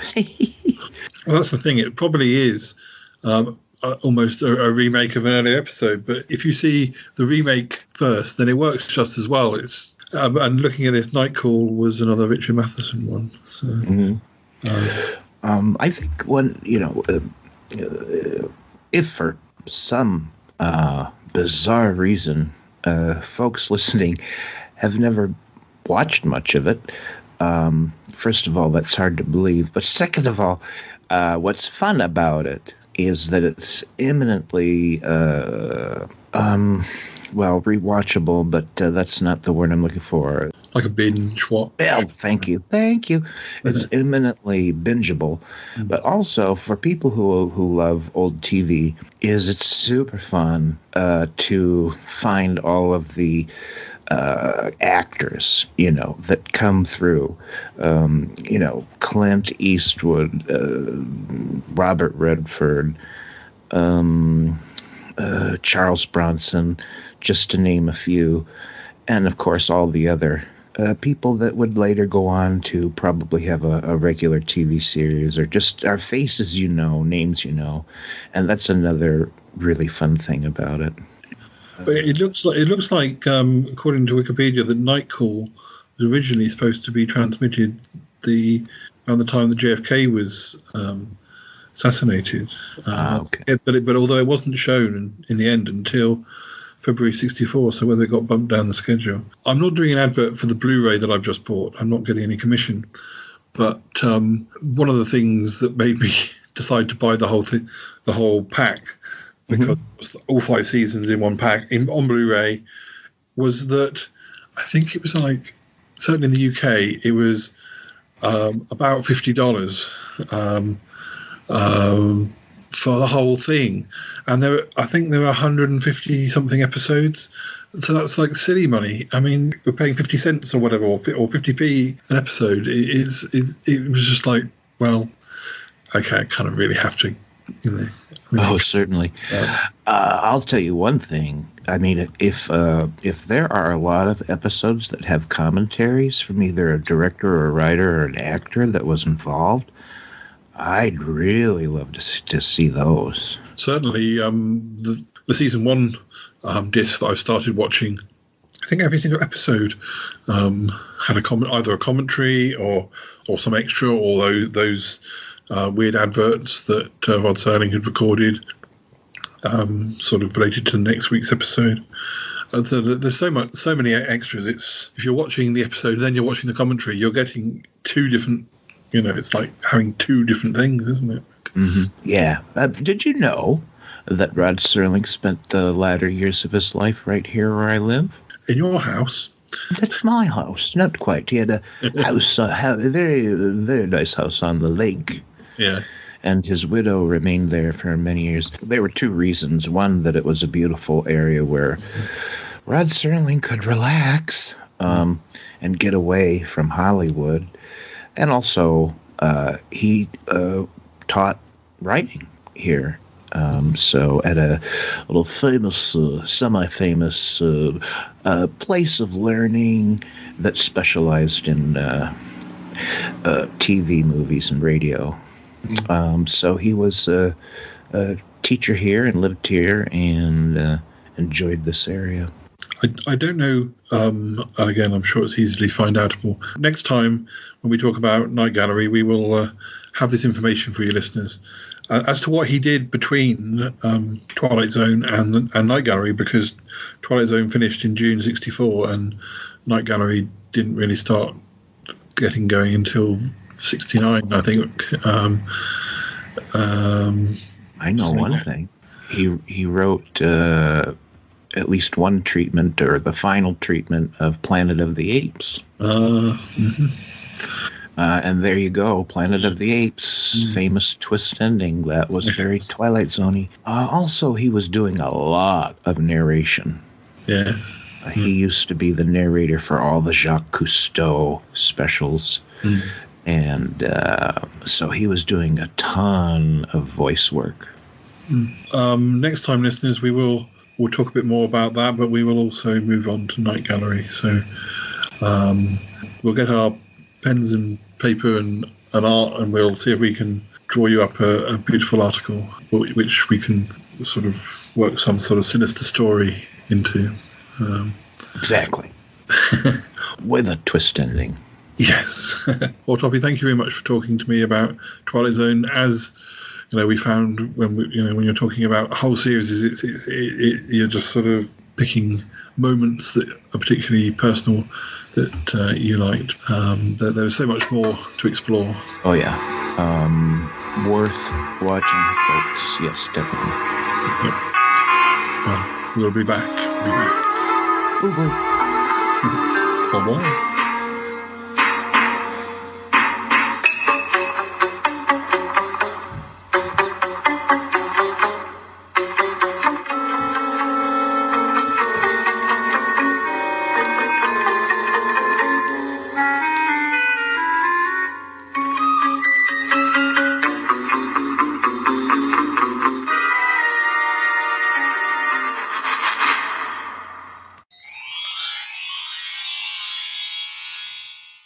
Okie dokie. So I hope you enjoyed that. We do have one more article for you. I wasn't sure whether I would share it with you this time or in some future or some future episode where I maybe share further articles that I did with Toppy. But anyway, this one seems to fit with the previous article. Now, this next article is about Night Gallery, and this appeared in Around the Archives episode 50B on the 23rd of July 2020. It's probably fair to say that whilst Toppy is more of a Twilight Zone fan, I'm probably more of a Night Gallery fan, although I like both series. But I did say that when we did Twilight Zone that we must definitely do a Night Gallery episode. And what comes up next is exactly that. Have a listen.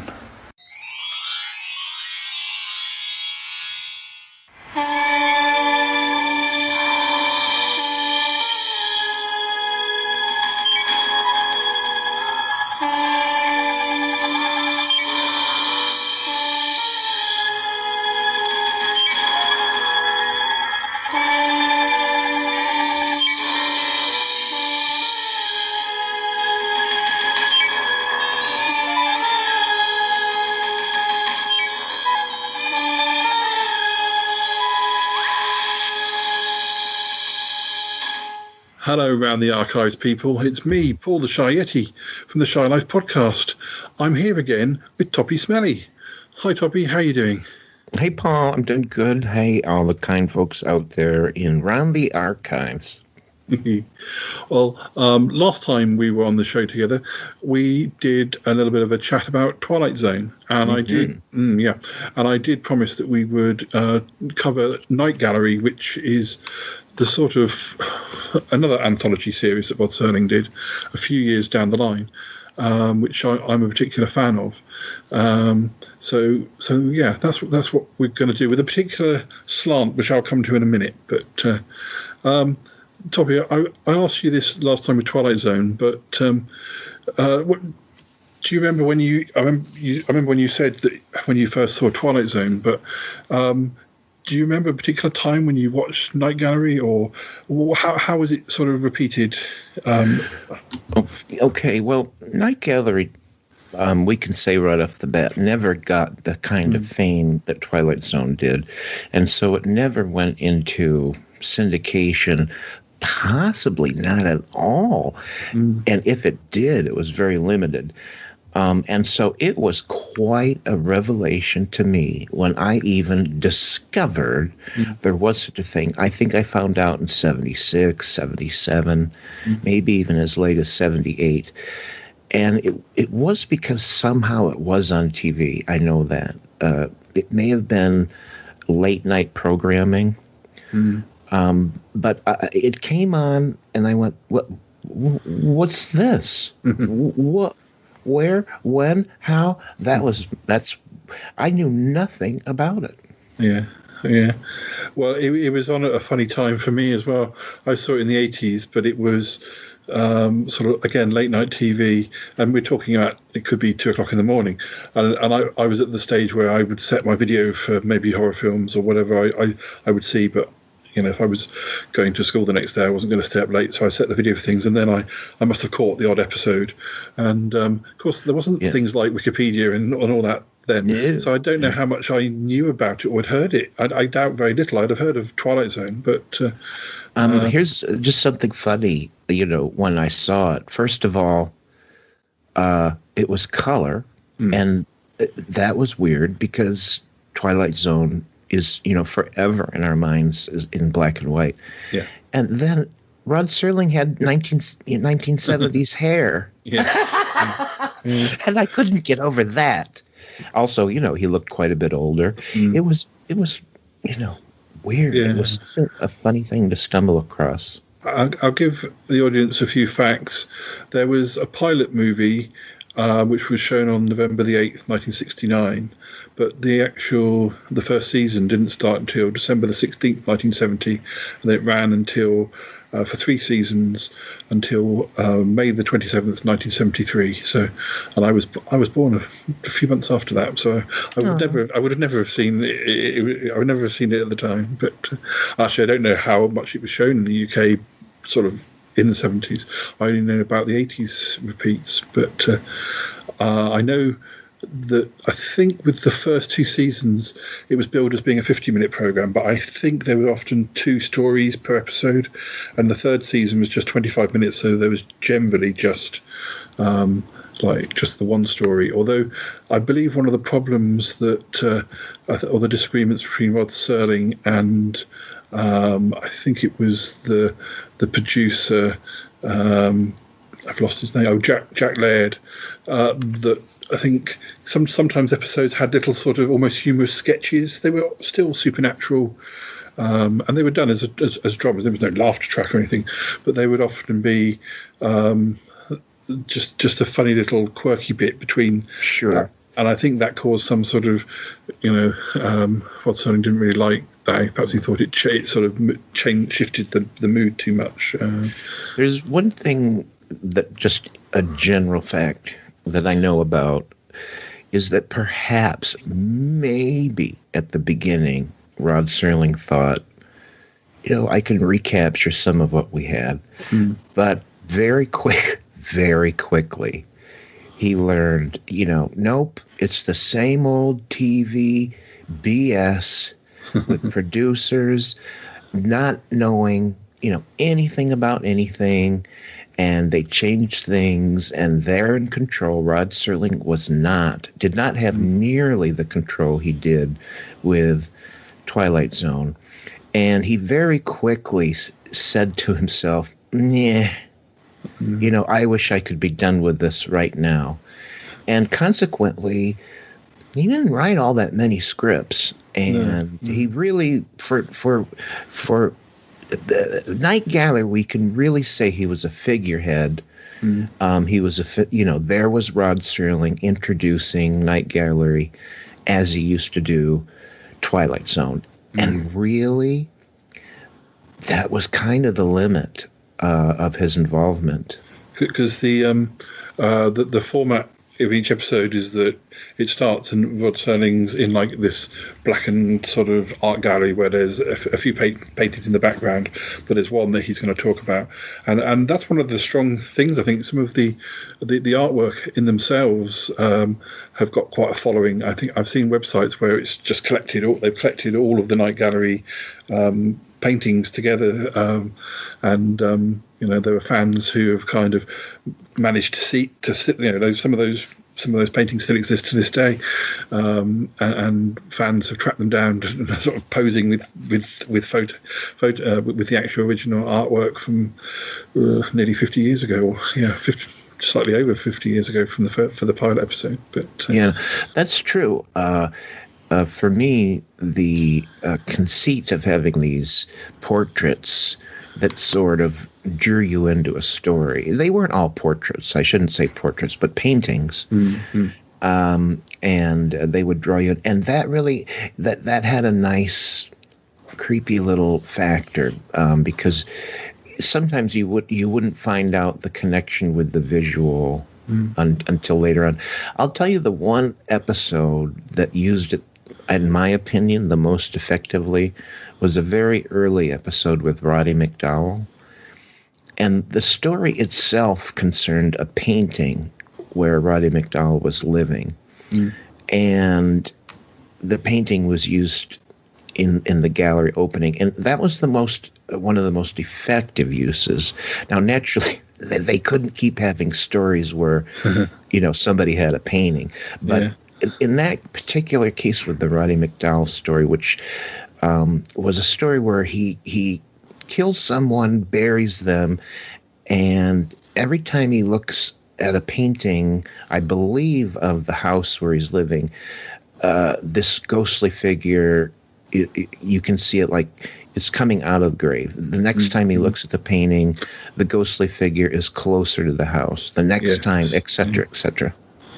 Yeah, I remember that one. That's one of, it's either in the pilot or it's a very early season one. Yeah. But the thing that perhaps, one of the things I love about Night Gallery is that it is so 70s and it's quite garish in places. And I'm going to pick through some of the actual different seasons in a little bit. I don't know if you've explained this on Around the Archives before, but I think it's worthy to define what you just said, garish. But I know you and I have talked about it, but I know that one of your peculiar fancies is early 70s, and it's because of the clothing and the makeup and stuff. Is that... I mean, that's right. And the colour often seems to be exaggerated. I mean, think of some of those. Well, I particularly like Italian like horror movies of the 70s, because you see the blood and it looks more like paint, and it's kind of almost stylized. It's just to sort of and a Night Gallery does have a lot of that. It's very... a lot of the stories aren't very subtle, which I love. Right. And I'll come to one or two of the ones I particularly like, because they are sort of very, very rich, very broad. So that's... go ahead. But the title sequence, I actually like the visuals of the title sequence. The first couple of seasons have sort of all these strange faces, and they're all distorted. And the third season, which I will talk about quite a lot, because I never really watched a lot of season 3 episodes, but in preparation for this article, I pretty much watched the whole of the third season. So they're ones I want to talk to you about, because I think they're ones that people don't know so much about. And the series is kind of, I think, the good things that are said about Night Gallery tend to be about the first and second season. And the third season, from what I've seen, I rate quite a lot of the stories, and they're quite interesting. But I will come back to that. But the music is certainly, in comparison to Twilight Zone, it's not really a tune. It's very screechy and sort of like the stabby bits from Psycho. The first and second season have one particular theme, and the third season has a different one. And I don't mind the first and second season theme, but the third season one is more of the same, but exaggerated. Even I find myself turning the volume down. Way too late. Just to get up, just it's sort of, if you're watching an episode at 11 o'clock at night, sometimes it's the music that you think, you're going to wake it. And it's not even started yet, and it's going to wake the household. But, the only thing I can add to what you just said is that it certainly wasn't memorable enough for me to recall it in any way. Now, of course, Twilight Zone just became part of our consciousness, the Zeitgeist. And anytime you were with friends and they did something strange, if you went doo-doo-doo-doo-doo-doo-doo, nobody had to explain what that meant. That's how iconic Twilight Zone was. And, it's not surprising that Night Gallery could never get to that point. But I remember nothing. It was completely unremarkable. It's quite, it's sort of quite electronic and sort of and stop. That's interesting, because that was an era where electronic music was being used and being introduced more. It might just be too avant-garde. I mean, it's not. It is composed by people who are Billy Goldenberg. Composed for the original pilot theme and background music, and actually I don't think the background music in the episode, I think that's totally fine. It's more the theme that I'm less sort of inspired by. There was also a composer called Gil Mellé. He and it mentions that in Wikipedia that he was known for sort of using electronic instruments quite early on. So it was an experimental theme. It just may not be that. You're not going to play it. You're not going to play it at your wedding, for instance. Sure. Paul, is your recollection that they did the electronic music was part of the opening, but did they use it for the incidental music? I'm not. I think they probably did, but it's not. If it is, it's more if it fits with the.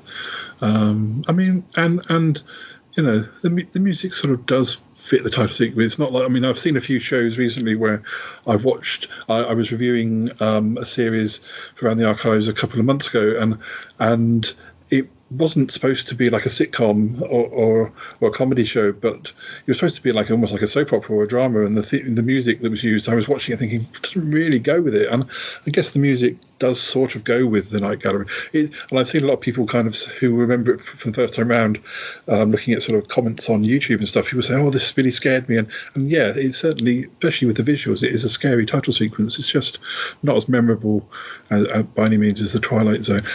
But I kind of forget, of course, it was only when I came to look at Twilight Zone again before we reviewed it last time, is that Twilight Zone theme music isn't used from season 1. It kind of comes in season 2 or season 3. So, that really did stake its mark to the point where people sort of would presume that it'd always been the theme. It sort of grew organically. There was something of it right from the beginning, but they expanded it. For the full piece that we know as the theme. It took a while to get to being that fully formed. But going back to Night Gallery, now there's a few things that I want to talk about, the things that were successful about it to start with, that were in its early seasons. So the pilot episode was featured the directorial debut of Steven Spielberg. Most famously, yes. And it also contained one of the last acting performances by Joan Crawford. Yes. So, I mean, the whole way through the series, the special guests are top notch, and even in the third season, you've got Leonard Nimoy, you've got Dean Stockwell, you've got Vincent Price, and a lot of these people it wasn't it was perhaps their second or third. In the same way as a lot of the guests kept coming back to Twilight Zone, they kept coming back to this as well. So, and one of the reasons that they were able to get these guests was truly because Rod Serling was attached to it, to the project. Exactly. Another thing, it says here, Night Gallery was initially part of a rotating anthology or wheel series called 4 in 1, and that's the same series.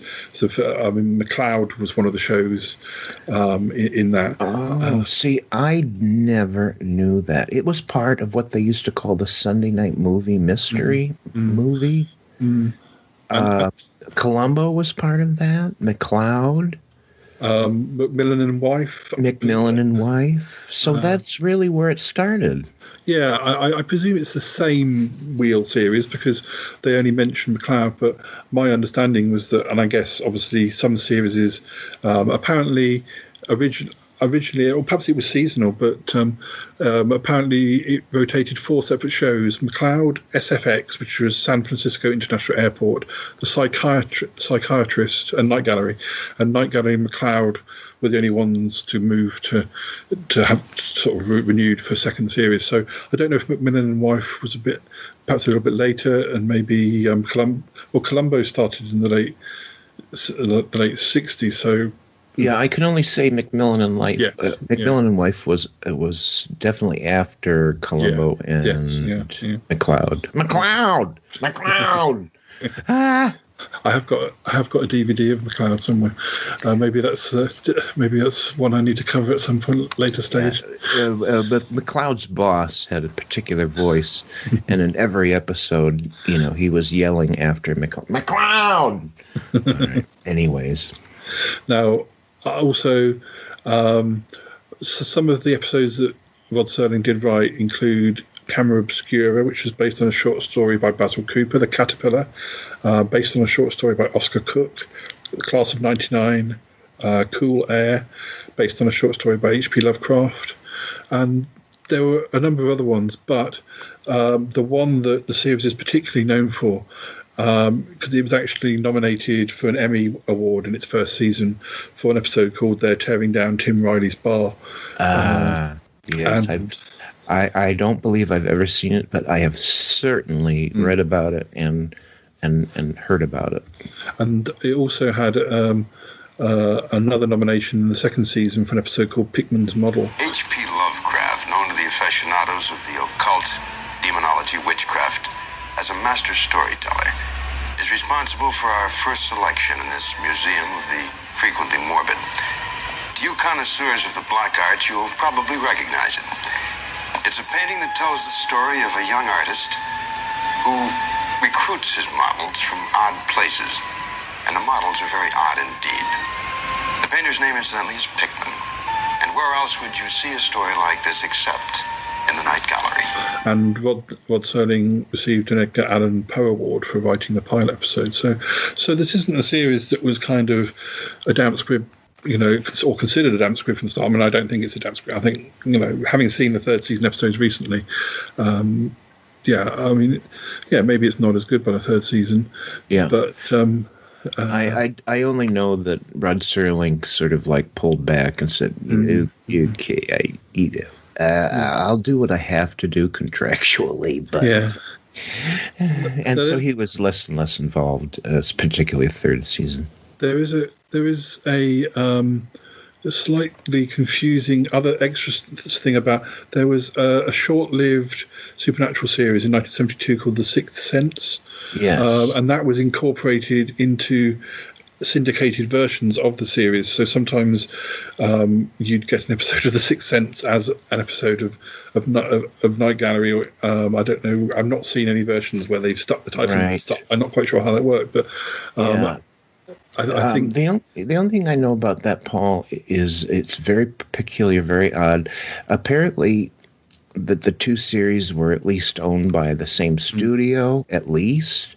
Maybe had the same producers. I don't know. Gary Collins was in it. Good Lord. And apparently, it was strictly a decision that was made. Okay, so we've got these weird length episodes of Night Gallery. How are we going to package this? And they said, I know, we've got this stupid thing with Gary Collins called The Sixth Sense. It's sort of like creepy, it's sort of like spooky, but not really. But let's... And so they just put it all together. And I think you'll find episodes of that on YouTube, I believe. To start with, in the UK, when I tried to buy Night Gallery, I had to buy Region 1 American releases. I think you now can buy it European region. But I also bought the first season off iTunes, and I think there was at least one episode of Sixth Sense as a sort of bonus feature. But Just so you know, I sort of I went Gary Collins, and that's purely because of his career, which finished basically he didn't really go far as acting was, and then he became a talk show host. And that's what he did. He became a talk show host of a particularly bad talk show. And I suppose the other reason that they needed extra material to bulk it out for syndication was that there were only ever 43 episodes of Night Gallery. Although there were obviously more stories than 43 because of a lot of the early episodes having more than one story. But I must look more into The Sixth Sense later. But the weird thing that I remember about the repeats that we had on late night TV in the UK was that they would tear whole episodes apart, or you'd sometimes, I believe, if they had 5 minutes after a movie before perhaps the news was coming on or something else, sometimes those sort of comedy sequences that I mentioned, they just show one of those for 5 minutes just to bulk out a bit of space at 1 o'clock in the morning. So I really didn't get to see Night Gallery in the way it was intended until I bought the DVDs. But that's really interesting the way they packaged that. It was kind of a mess.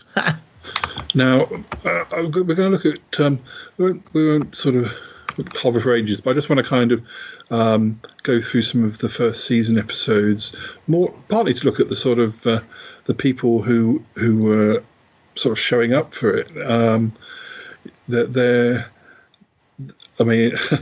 In one of the very early episodes of season 1, we had Larry Hagman, and Diane Keaton was in an episode called Room with a View, and the plot of that: a crafty old invalid plans a fiendish revenge against his faithless wife with the unwitting aid of his nurse, and Diane Keaton played the nurse. And I think one of the reasons I like Night Gallery is that it is more horror, thriller, supernatural, and although I like sci-fi, and but I also like those other things just as much. And although I'm sure Twilight Zone did, wasn't always sci-fi. It was a mix. Yeah, it was a mix. And but I agree. Night Gallery was more. It was more horror. Absolutely. Now there's an episode called The Little Black Bag in season 1 which has Burgess Meredith, and I was watching an episode of season 3 with Burgess Meredith in, so he's definitely one of the people who came back for more. Yeah. There's an episode called Certain Shadows on the Wall, which I think it's about sisters. An ailing woman dies under the care of her sinister brother, but her accusing shadow remains indelibly cast on the parlour wall. And the special guests in that one include two of my very favourites, and I'm sure they're favourites of yours too, Agnes Moorehead and Grayson Hall from Dark Shadows. Oh my God, Paul. If I watch nothing else in the next 3 days, I'm watching that episode. Of course, Agnes Moorehead from Bewitched. Grayson Hall. Oh my God. The next episode after that has Tom Bosley in. We have Phyllis Diller. My God. John Astin. And I saw John Astin in a season 3 episode. Now, just so folks know, just to connect him, he played what's his face in the Addams Family. Now they're tearing down Tim Riley's Bar, which is the one that got nominated. Has Diane Baker, William Wyndham, John Randolph, and Bert Convey in. Wow. Bert Convey. That's a 70s name that I haven't heard in a while.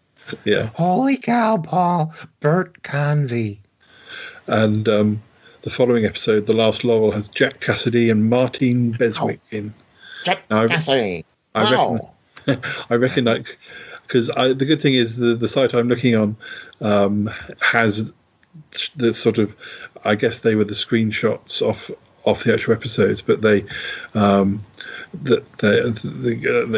I can recognize the faces even if I don't know the names. But now the first season was a shorter season. It only had like 6 episodes, but I think there were two stories. Now, what that tells me is that back in these days when we had our 3 major networks.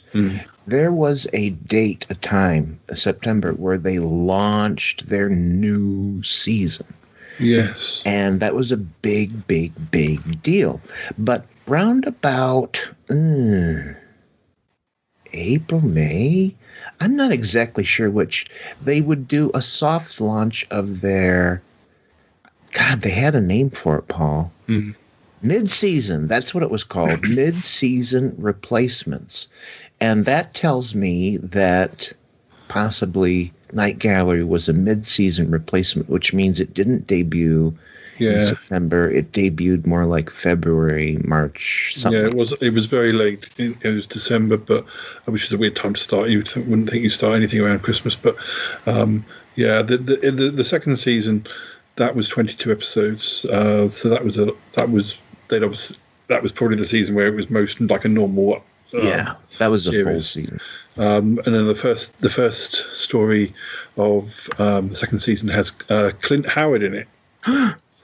Oh, he was everywhere. Clint Howard. Yeah. He was in which Star Trek episode was he in? Corbinite Maneuver. Yes, that's right. Yeah. Now, but for folks who don't know, Clint Howard is famously Ron Howard, the famous director, also Opie and Andy Griffith. It's his brother. And while Ron Howard became kind of very well known, Clint Howard remained always a background character actor, but in 1,000 million things. Yeah.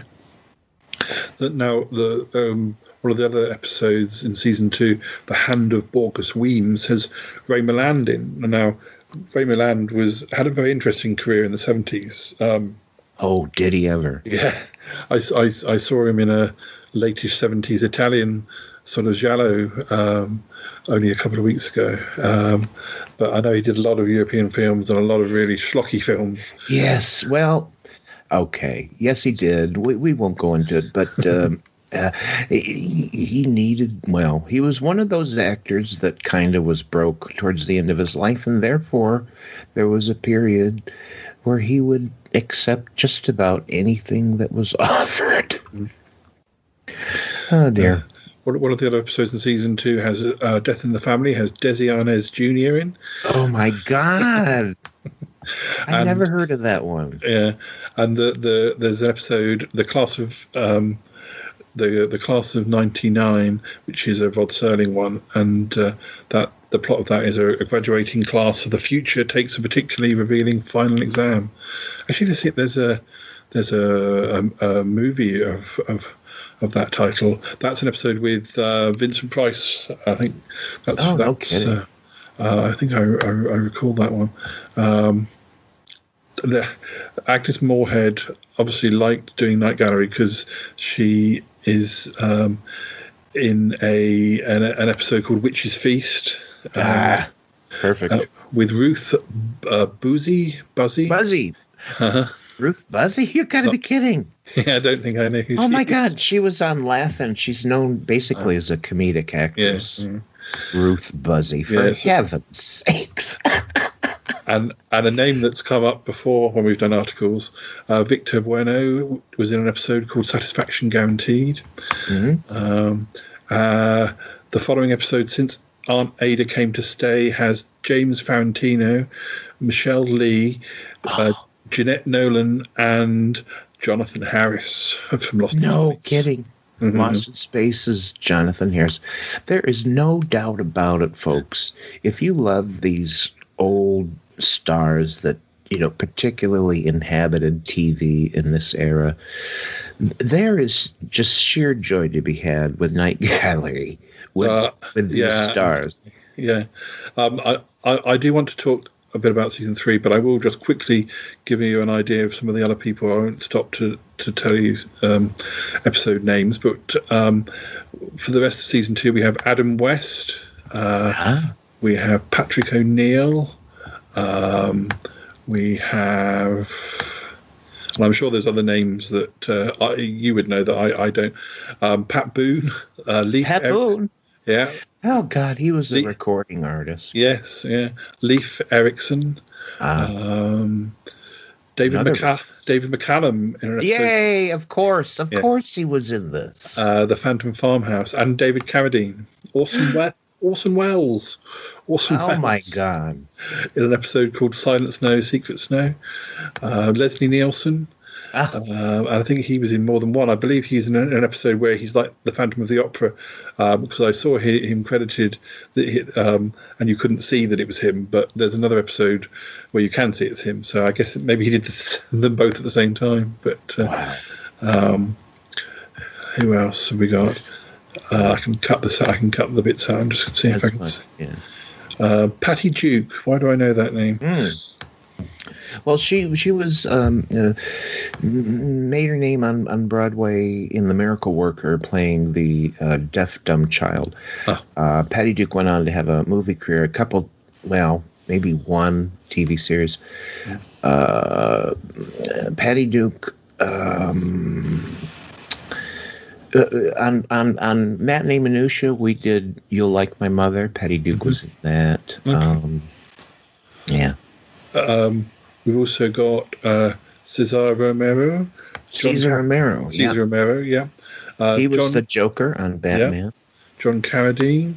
Oh, Victor Bueno again. I think some of these ones are short, like those, because I know the second season is sort of criticised by Rod himself for these sort of little sketches. But Victor Bueno, there's a picture here of Victor Bueno as a sort of a fat vampire. The episode's called A Midnight Visit to the Neighbourhood Blood Bank. Yeah, folks, you'd have to be able to visualize Victor Buono to know why it would be humorous to have him portray a vampire. There's another episode here with another appearance by John Astin, and he looks like he's dressed up like a hippie. Joanna Pettit, I recognise her name. I don't. We've mentioned his name before, and I can never pronounce it.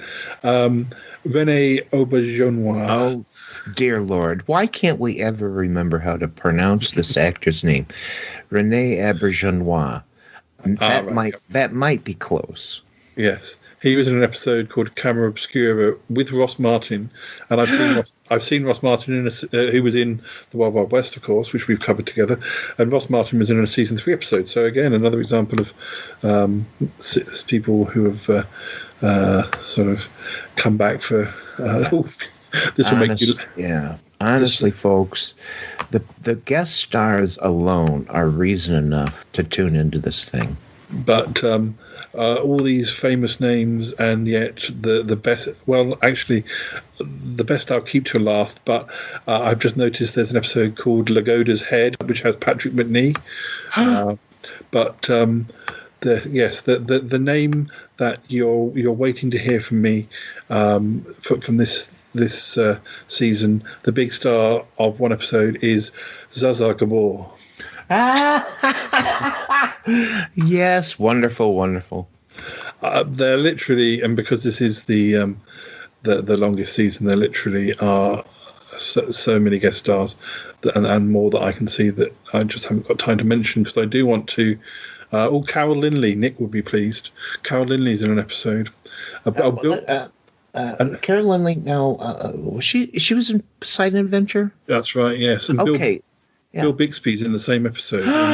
Bill Bixby was in Night Gallery. He was, and actually, he's another one who I saw in season 3 as well. So, so he's in it more than once. But they literally are, and John Saxon, he's in an episode, and he was a kind of movie star as well. Oh, he was all over the place in the 70s. What a working actor he was.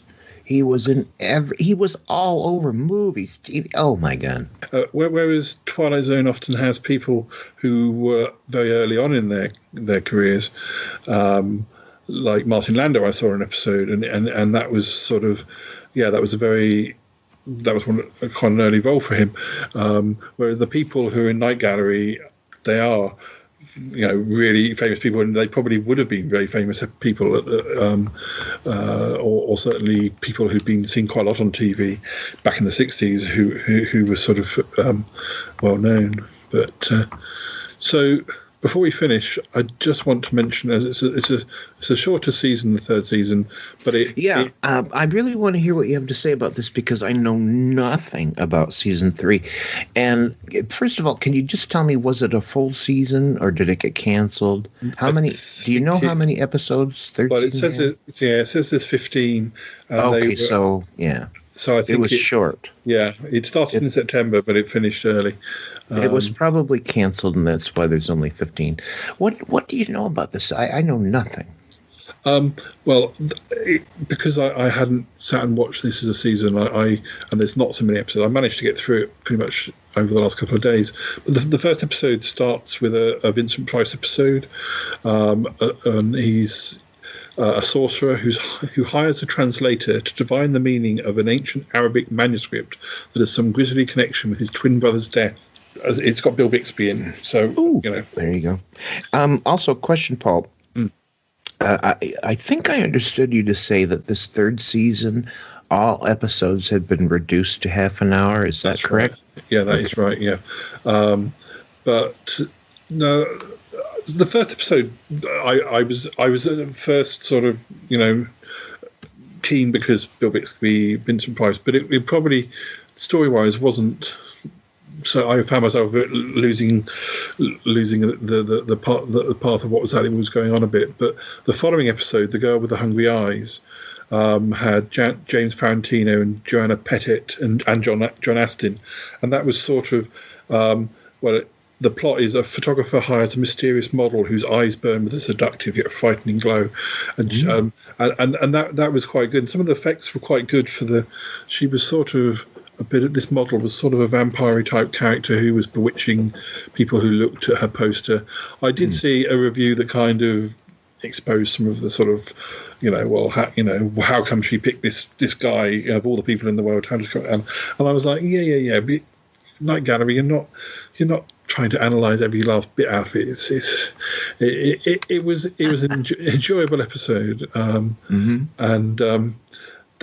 some of the other episodes. There was an episode with Raymond Massey and Mickey Rooney, which was about he was a gangster, and he sort of did a deal with, don't know if it was the devil or who it was, but he sort of is getting into a lot of trouble, and this figure offers to save him from the problems, but then he finds himself a sort of exhibit as in this sort of museum of notorious villains, it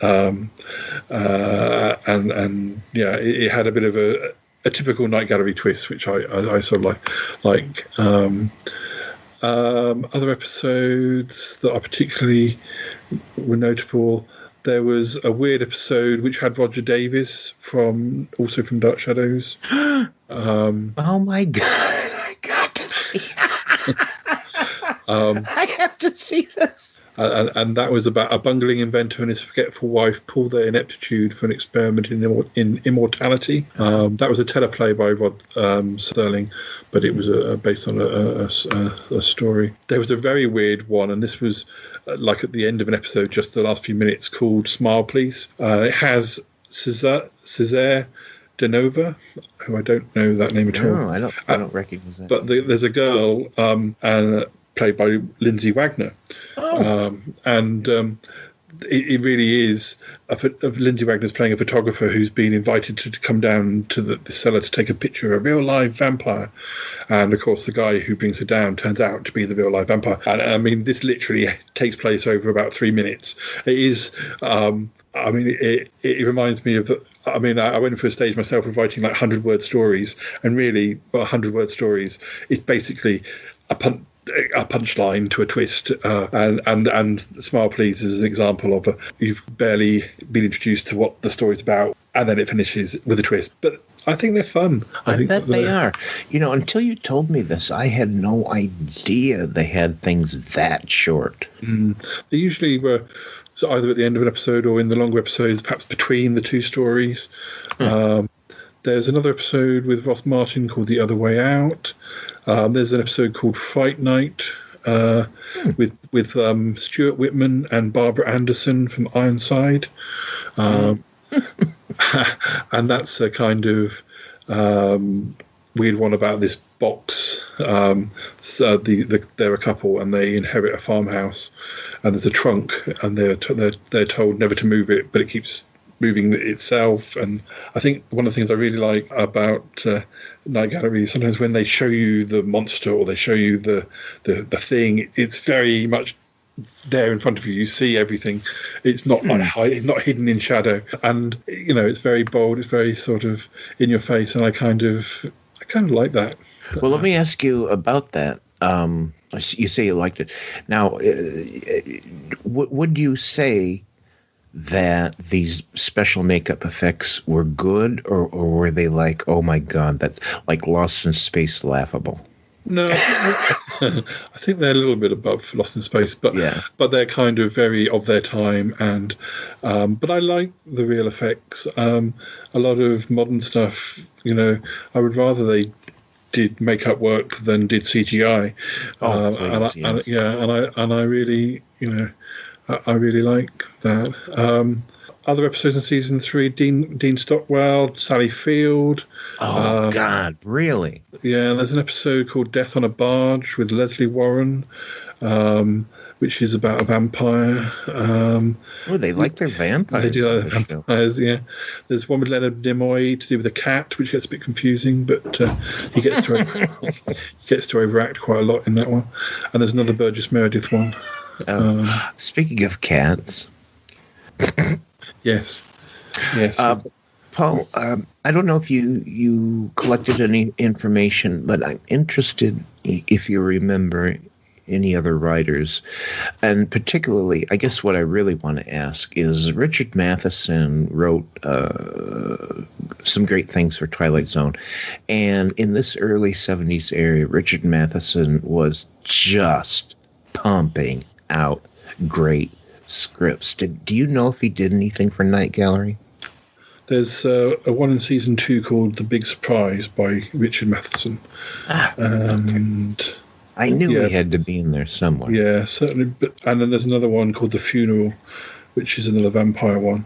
So yeah, he was involved. Whether he was directly involved or whether it was they were sort of whether he came in specially to write it, whether it was something he'd been working on, or because I know he was certainly very heavily involved in Twilight Zone. But anyway, well, I think that's about all we've got time for. Thank you, Toppy, for talking about Night Gallery with me. Yeah, this was a nice series to reflect about, but in particular, just all these crazy great guest stars. Yeah, okie dokie. Right, we've got to head off. We'll be back again soon. Thanks, Andrew. Thanks, Lisa. Thank you. Bye-bye for now. Bye.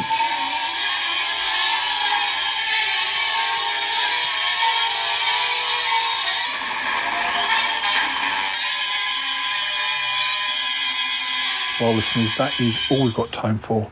I hope you've enjoyed hearing some of these articles, maybe for the first time, and I hope it'll encourage you to go back and listen to Round the Archives as a complete show with all the other guests and all the articles they do discussing all manner of TV shows. As I said earlier, around this time, Round the Archives celebrates its 60th episode, and they've been going only a little while shorter than, the Show Life podcast, so it's sort of around the time of their 5th anniversary, and I think it's fair to say that I was partially responsible for inspiring Lisa and Andrew to start doing Round the Archives in the first place, because they appeared on an early episode of the Show Life podcast talking about TV and things, and it gave them the idea to do something where they could talk about TV themselves. Anyway, I may well share some of the later articles that Toppy and I did for other episodes in 2020. Off the top of my head, we did Fantasy Island. Toppy did an article about the Magicians. He did that one solo. We also did an article about I Love Lucy together. And of course, we hope to do further articles in future episodes. Anyway, it is time to go. I can hear the theme music. So I will say goodbye, and thanks again to Andrew and Lisa for allowing me to republish these articles. And I hope that maybe some of my listeners who don't already listen to Round the Archives may decide that they might enjoy doing so. So, yes, you really should listen to Round the Archives. Okay, you take care, and I'll speak to you again soon. Right, bye-bye for now. Bye now. We've got to go now! Bye! I want to go with you! Gotta go! Bye! Goodbye, goodbye, goodbye, goodbye, goodbye, goodbye. This show is part of the Pride 48 network. Find more shows over at pride48.com. Oh dear, what's going on now? Oh, it's the Shy Life podcast. Let's go. I have a voice. I have a voice. You have a voice. You have a voice. We have a voice. We have a voice. Unique voices in podcasting. UnivazPods.net. Before we go, I ought to tell you about the other articles on the episodes that I shared with you today. So episode 44 also has an article by Warren about Tomorrow's World. Martin talks about Quatermass in the Pit. Yes, that is Martin Holmes, who I talk about music with and who does many various podcasts himself. Lisa and Andrew also talk about Heidi High in episode 44. In episode 45, Tim talks about Here Comes the Double Deckers. Martin talks about Hill Street Blues. And Warren does a tribute to Terry Jones. whilst Andrew and Lisa talk about medieval lives. Meanwhile, in episode 48, we celebrate the work of Tim Brooke Taylor, and Martin talks about Voyage to the Bottom of the Sea. And in 50B, Martin looks at the final episode of Quatermass in the Pit. Warren talks about Nairn Across Britain, and Andrew and Lisa discuss Alan Bennett's Talking Heads series. So quite a wide variety of different shows that are being discussed on those episodes and across the show in general. So yeah, do go and explore it. It's a real family affair. Lots of us who do our own shows come together to do articles around the archives. So it really is a project that we all really enjoy working on. Okay, bye for now. Bye now.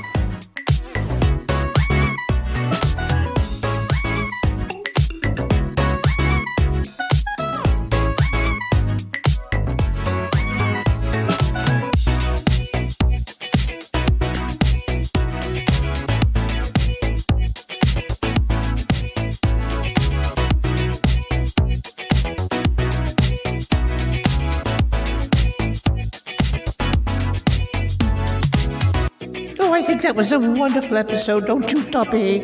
I sure do. Yeah. Oh, yeah.